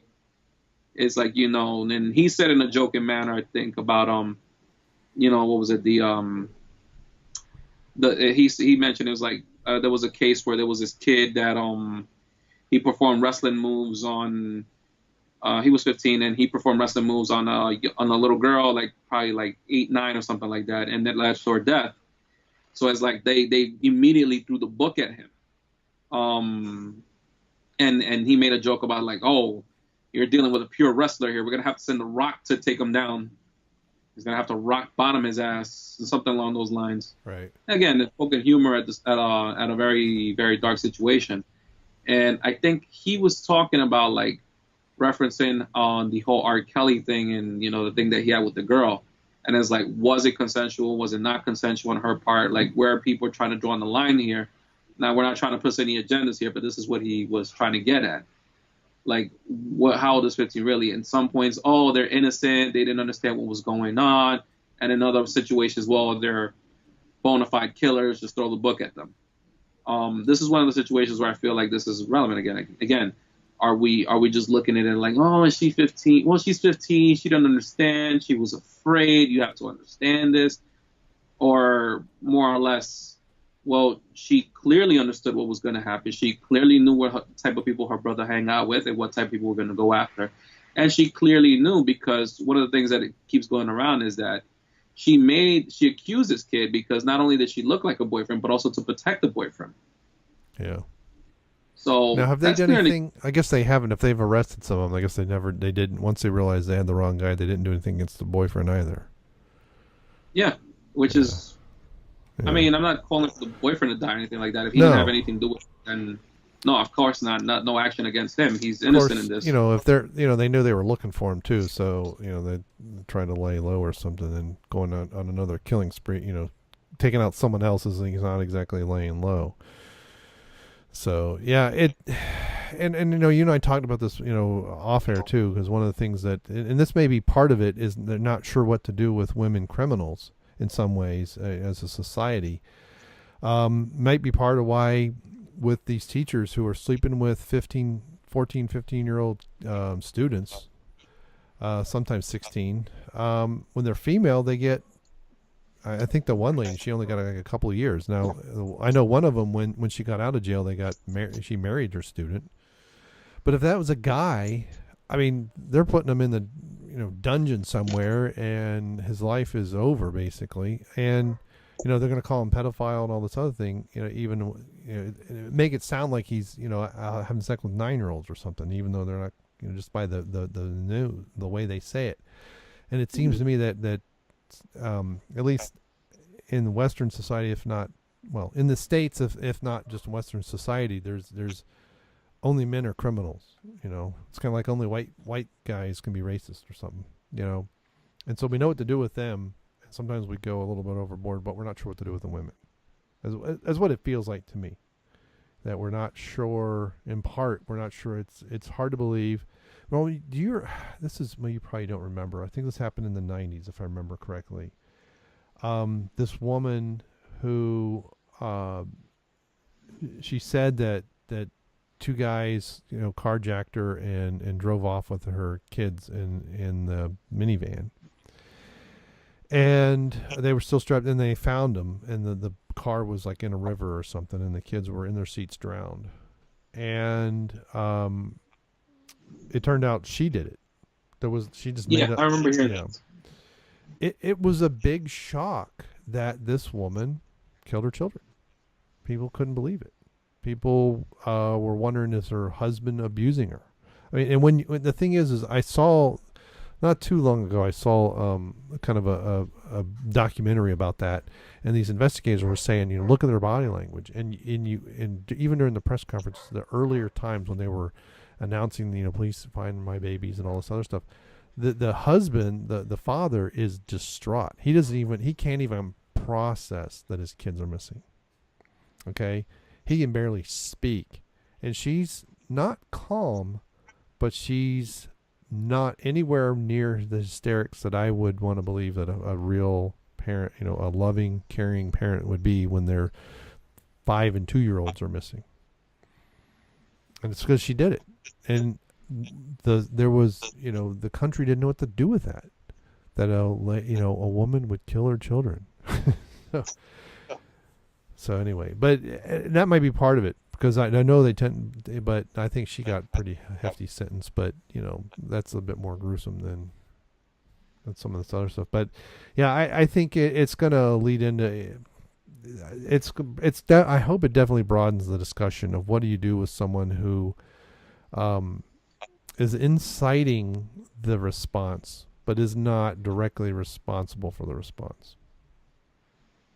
But I do believe if that was a white guy.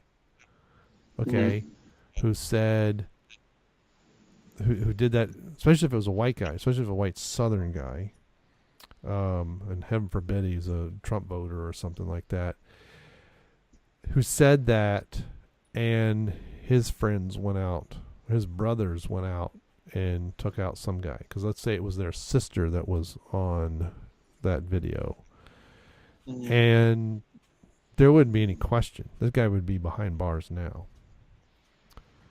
It may just be well enough if it was a male that he'd be behind bars. I do think there's a bit of a double standard there, but exactly what its cause is, I'm not really sure. Because it feels like society just doesn't believe that criminality can wear a dress. And that's probably society's biggest fault, that they assume, like, again, the whole assuming thing, like they just keep making asses of you and me.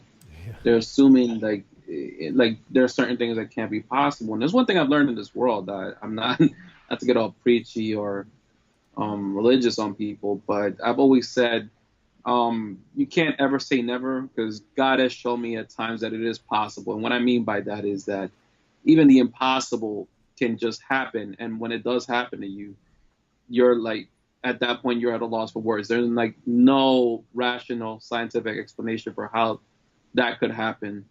and at that point you have no choice but to think, oh shit, there's a higher power with these type of things. Maybe there is something like an element in the universe or the force or something like that, but something that science can't explain led to this.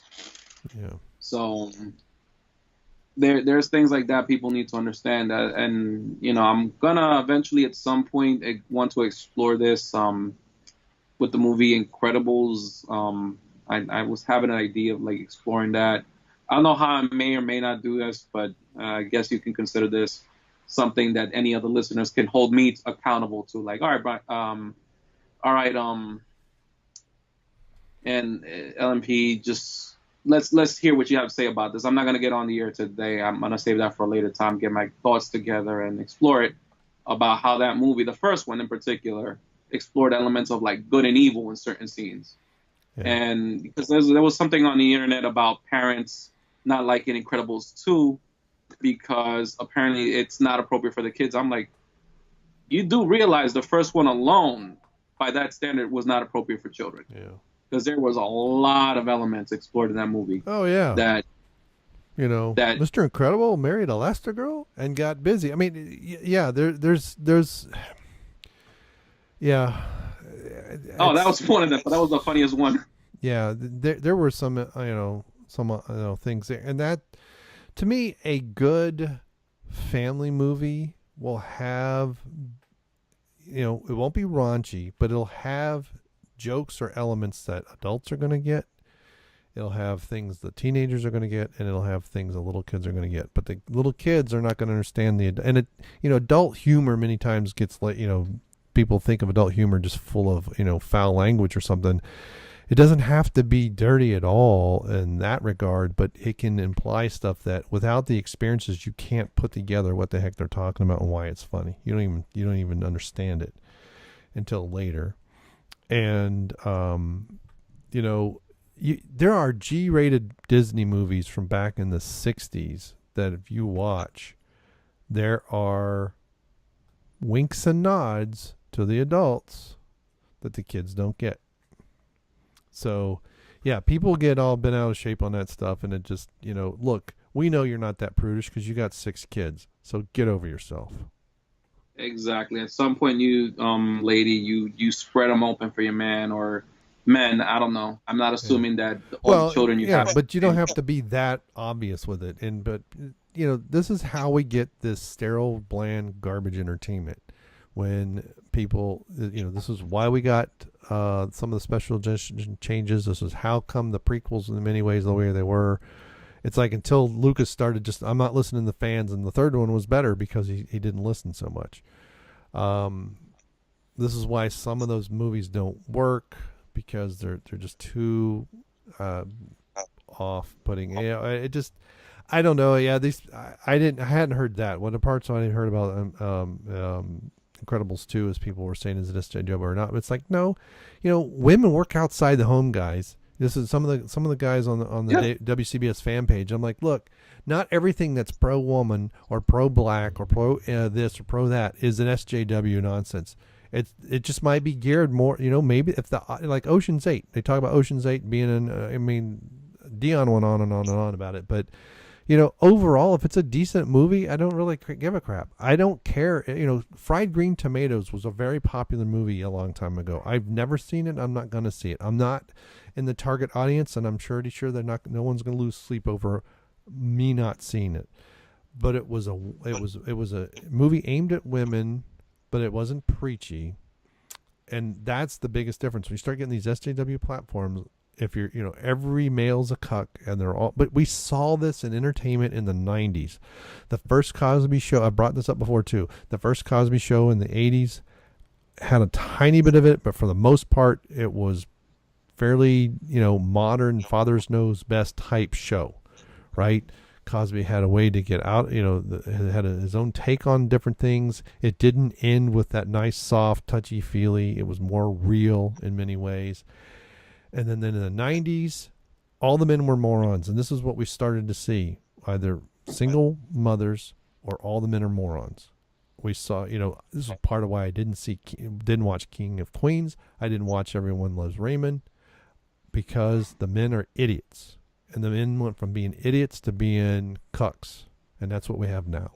Or they're just whiny emo bitches that don't do anything, and all the women hold all the keys and all the power, and yet in the Star Wars movies they still screw up worse than everybody. It's like, so everything, you can have a feminist movie and it can still be entertaining, especially not a third wave, because third wave feminism isn't entertaining, but you can have some of this, you can have a socially aware movie that's still entertaining and doesn't, because it's not preachy. You know, what was the name of the movie? Invictus, you know, that was, happened, it was about Mandela after he became president in South Africa and how they needed to rally around. You know, some people couldn't handle that. It was a rugby team, if I remember correctly, and some people couldn't handle that we've got a black president, and they kind of rally around. And I don't know how much of it is in real life, and how, there's always dramatic license there, but that was the whole point. It's like, but we're still South African. Of course, now it's completely different. Now they're literally slaughtering white farmers, but. Yeah, the whole point of that. So that movie had socially aware context about a better world. It was preachy-esque, but it was preachy for the betterment of society, not to the detriment of one group. Which is what you get. SJW stuff. It's preaching it to the detriment of men, or heterosexual, cisgendered, binary, white males, whatever it is, and that's the problem with it. And so some people are like getting all bent out of shape on stuff, and I'm like, and I don't even respond anymore. I'm just like, okay, look, you guys are missing the point again. Calm down, Chester. This is not all.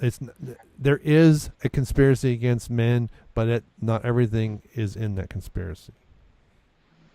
I will definitely say that with Incredibles 2, haven't actually watched it, and having the concerns that all these people have about it.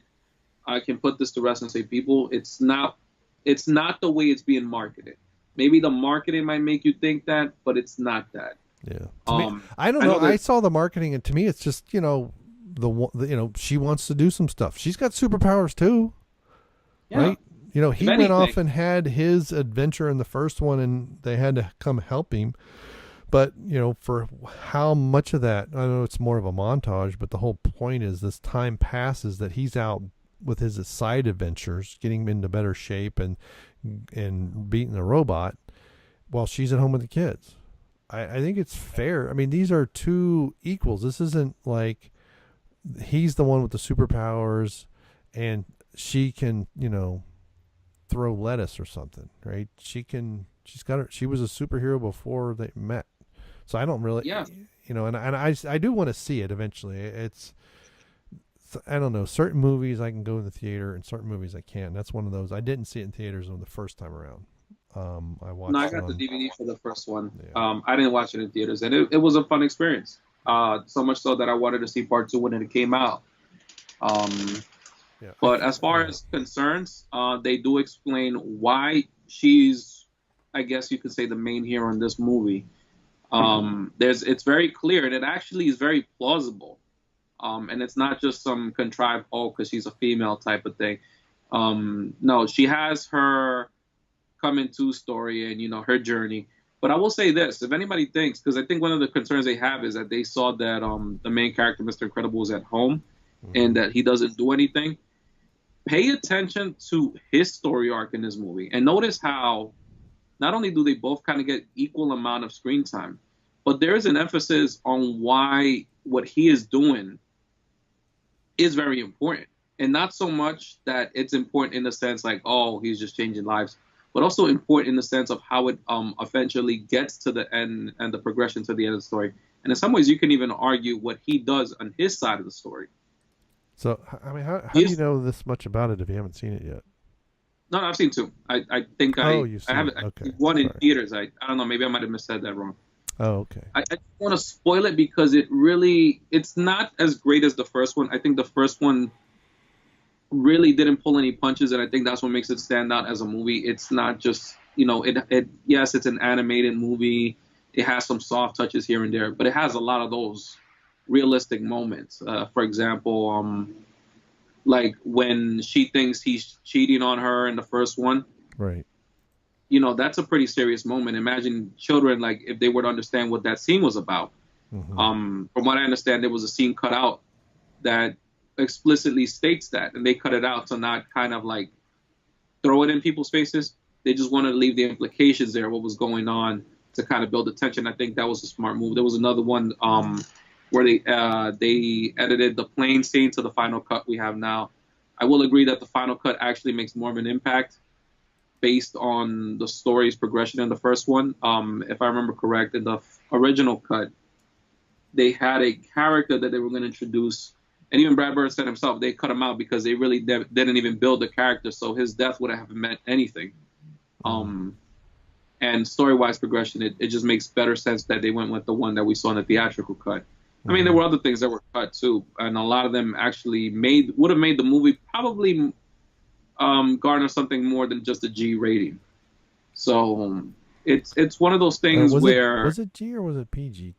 I thought it was PG. I think it was PG. Yeah. Okay, so it probably would have gone like a G rating maybe, or even more. Well, it again, would have been like, PG-13 maybe if it was too violent. Because the thing is, at the end of the day, they're also a subsidiary of Disney, and Disney pulls, they're pulling all the strings. So at the end of the day, they're going to say, hey, we want this marketed a certain way. We want this to this demographic. And, credit to Brad Bird. He does the best he can with what he has to work with. Yeah. So I'm pretty sure they were like, okay, Disney probably did say, well, we need strong female characters. Can you make her the strong female character that she is? And he said, okay, I can do that for you. But he did it in a way where it's like, well, you can't argue that I didn't give you what you want, but I'm doing it my way. Yeah.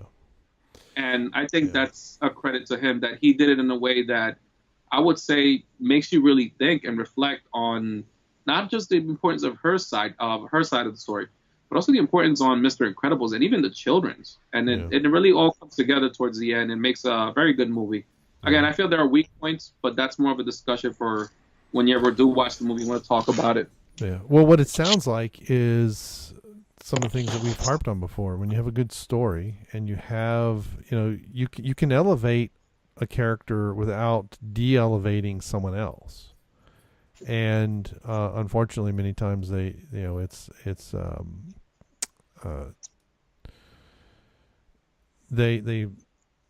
and usually it's the male character get many times in these women empowering movies that they're trying to portray. It's like, well, okay, the only reason why this person has been elevated is because you tore someone else down that was unnecessary. Different, Exactly. If you tear down the villain or something. I mean, this is part of what makes in the original Star Wars trilogy makes Vader's you see this dark, brooding character that for the most part is fairly fearful. There's a couple people that stand up to him that get away with it, and some that don't. Especially in Empire, he's just killing admirals, left and right, because he's getting sick because they've been chasing. He's supposed to be like 3 years later, and they've been chasing him. They just about got him, and then they got out of their clutches, and he's getting fed up with their incompetence. And but by the end of his turn, we have this more human side that we see of Anakin as far as in his care for Luke, and we get a little bit more of his background. We don't feel sorry for him, but we empathize, right? But that's the story arc, and so that's the big thing that's missing. And we haven't talked about Star Wars at all, and we've been at this for almost 2 hours, so I really want to wrap it up. So, all right. So we hit BBC now, huh? We can do the BBC, and we'll talk about this being Star Wars, a Star Wars free episode for the most part. I'm just sick of tired. This is actually I'm working on a video. I've done 2 different versions of the voiceover. I don't know which one I like better. I don't work from scripts. I work from outlines, and so I kind of improvise a little bit differently on both of them. And I've done something to this mic stand. I bumped it and about knocked it 6 inches, and I can't get it back to where it was. And I've also got Toby at my feet, so I can't sit properly. But hey, Toby. So anyway, it's I don't want to give away what but it is Star Wars related. And but what really gets my goat is I've had ideas for videos, and I didn't do any of them. And Jeff's done some, Ethan's done some, and they're getting like 200,000 views on these things, and it's like, irritating me. So now if I make it, I'm just a copycat. You know, it's just really annoying on that regard. But you know, this is part of why I do it live. I did a live stream before this one. Was sitting at 599 subscribers, and you know, I don't know what I need to do to make my channel grow other than do Star Wars videos or ancient you know, history or something like that. I just need to do something that's a bit more relevant, I guess, to people's wants and desires. But I've done some. I've got some more that I'm working on. There's a couple of things I'm working on in that regard and the like. So the BBC for today. So hopefully I remembered how to pronounce her name correctly. So I'm going to try this again. So that's with an H, right? Mm-hmm. Yeah. Genesis Rodriguez. Is it close? Genesis Rodriguez. Close enough. Genesis Rodriguez. Most people would probably look at it and say Genesis Rodriguez. Yes. It's that. I really don't. You know, I've been looking for images for quite some time. She's got some really nice images out of GQ too, but I didn't even look up who in the hell she is. I just had her as a bookmark. So she's an American actress, but she does have the accent marks on her name. So I will put it that way. Or Genesis Rodriguez, if you wanted to say a G instead of an H, although I guess without the accent marks, it does look like Genesis Rodriguez. Rodriguez. She's done a lot of Telemundo telenovelas. That's what you were talking about. Yeah. Interesting story for the fans. Well, it depends on what your definition of interesting is. But in a particular novella, what she was doing, she was 16 at a time. One of the main actors in that particular novella had to basically got canned by the studio, and it came to light that there was a scandal revolving that he had an affair with her when she was 16 and he was 30. Now, they did go to court with it. They settled out of it, and I guess no charges were filed, which is why, you know, he never saw any jail time. And one of the things that I wanted to allude before when we were talking about the case about the kid in the Bronx, talking about double standards, it's like, okay, and how old is 15 really? It's like, I'm not trying to push any agendas for people, so I don't get it twisted. But if she's 16 and she's doing this with an adult, and you know, we want to talk about consent. Like, when is it that we're going to start? Like, when is it that certain standards must be taken into account, and when certain things aren't? Is it only when it's a male? Is it female? Because we always look at these things and we always hear these things, but we never actually think about like how they'll affect future events down the line. And you know, we just like, well, it's her and this. I'm not trying to say anything to get you not to like this girl. I'm just saying, you know, sometimes things are not as clear cut and dry, and we should probably rethink about how we look at certain scenarios and think about how down the line they can affect others. So in other words, in her case, like, well, she, you know, some people make the argument she was too young, she was not aware what she was doing, this is a legal age and everything, but it's like, you know, then the family wanted to settle out of court. So what exactly is going on here that's not making any sense? There's some things, some red flags. But that was the interesting story. The other interesting story about her is how fucking adorable she is and sexy and cute, which you'll take one look at her and you're going to be like, God damn, why haven't we inducted her before? And you will completely have forgotten about what I said in the last 5 minutes. Well, part of the problem why we haven't she hasn't been in already is this is only episode 40, and there are literally thousands of beautiful women that we can find on the internet that are candidates. We've also talked amongst ourselves about doing a BBA or something like that, or a BBB. We don't know. BBA. Yeah, because there's a lot of gorgeous, curvy fitness women who are artificially enhanced upstairs, but downstairs it's all work out, baby. And it's hard work and devotion. And so we may want to start honoring that. We're not sure. We're still batting that around. So I'm going to be interrupted here very soon. My daughter got home and the dogs are getting rambunctious, and I got a lot of work to do when it's 10:15. So any other closing thoughts, Local Metal Pro, and then we'll say goodnight. Well, ladies and gentlemen, like I said, I will be I will be exploring both Incredibles 1 and 2 a little more, because I do feel that there are certain things I could add to this, and if anybody has like any questions regarding the whole SJW aspect and that, so I may like do some type of like outline review. I have no idea how I'm going to do it. If I'm going to write it, would I do a video about it? I would have to gather my thoughts and really think this one through, because I really do feel this is one of those rare examples of maybe we rushed the gun, and maybe we do have to be willing to give certain things a chance, but at the same time, it's good to be cautious sometimes. It's kind of hard finding a balance in between that. That's really what I'm trying to get at. Yeah. And the other thing that I know Jeff brought it up on, I mean, they did record that show Tuesday. See, this when I get too close, it gets too poppy. And that is that I will be with WCBS at Horror Hound in Indianapolis in a few weeks. That's the 24th, 25th, and 26th of August, I do believe. This will be the first time in several years that I have not been to MatsuriCon. So yeah, 24, 25, and 26. And we'll bring some more details as it's known as well. We're trying to get together. I don't know if, I guess it's gonna be on the 25th, but I'm not positive.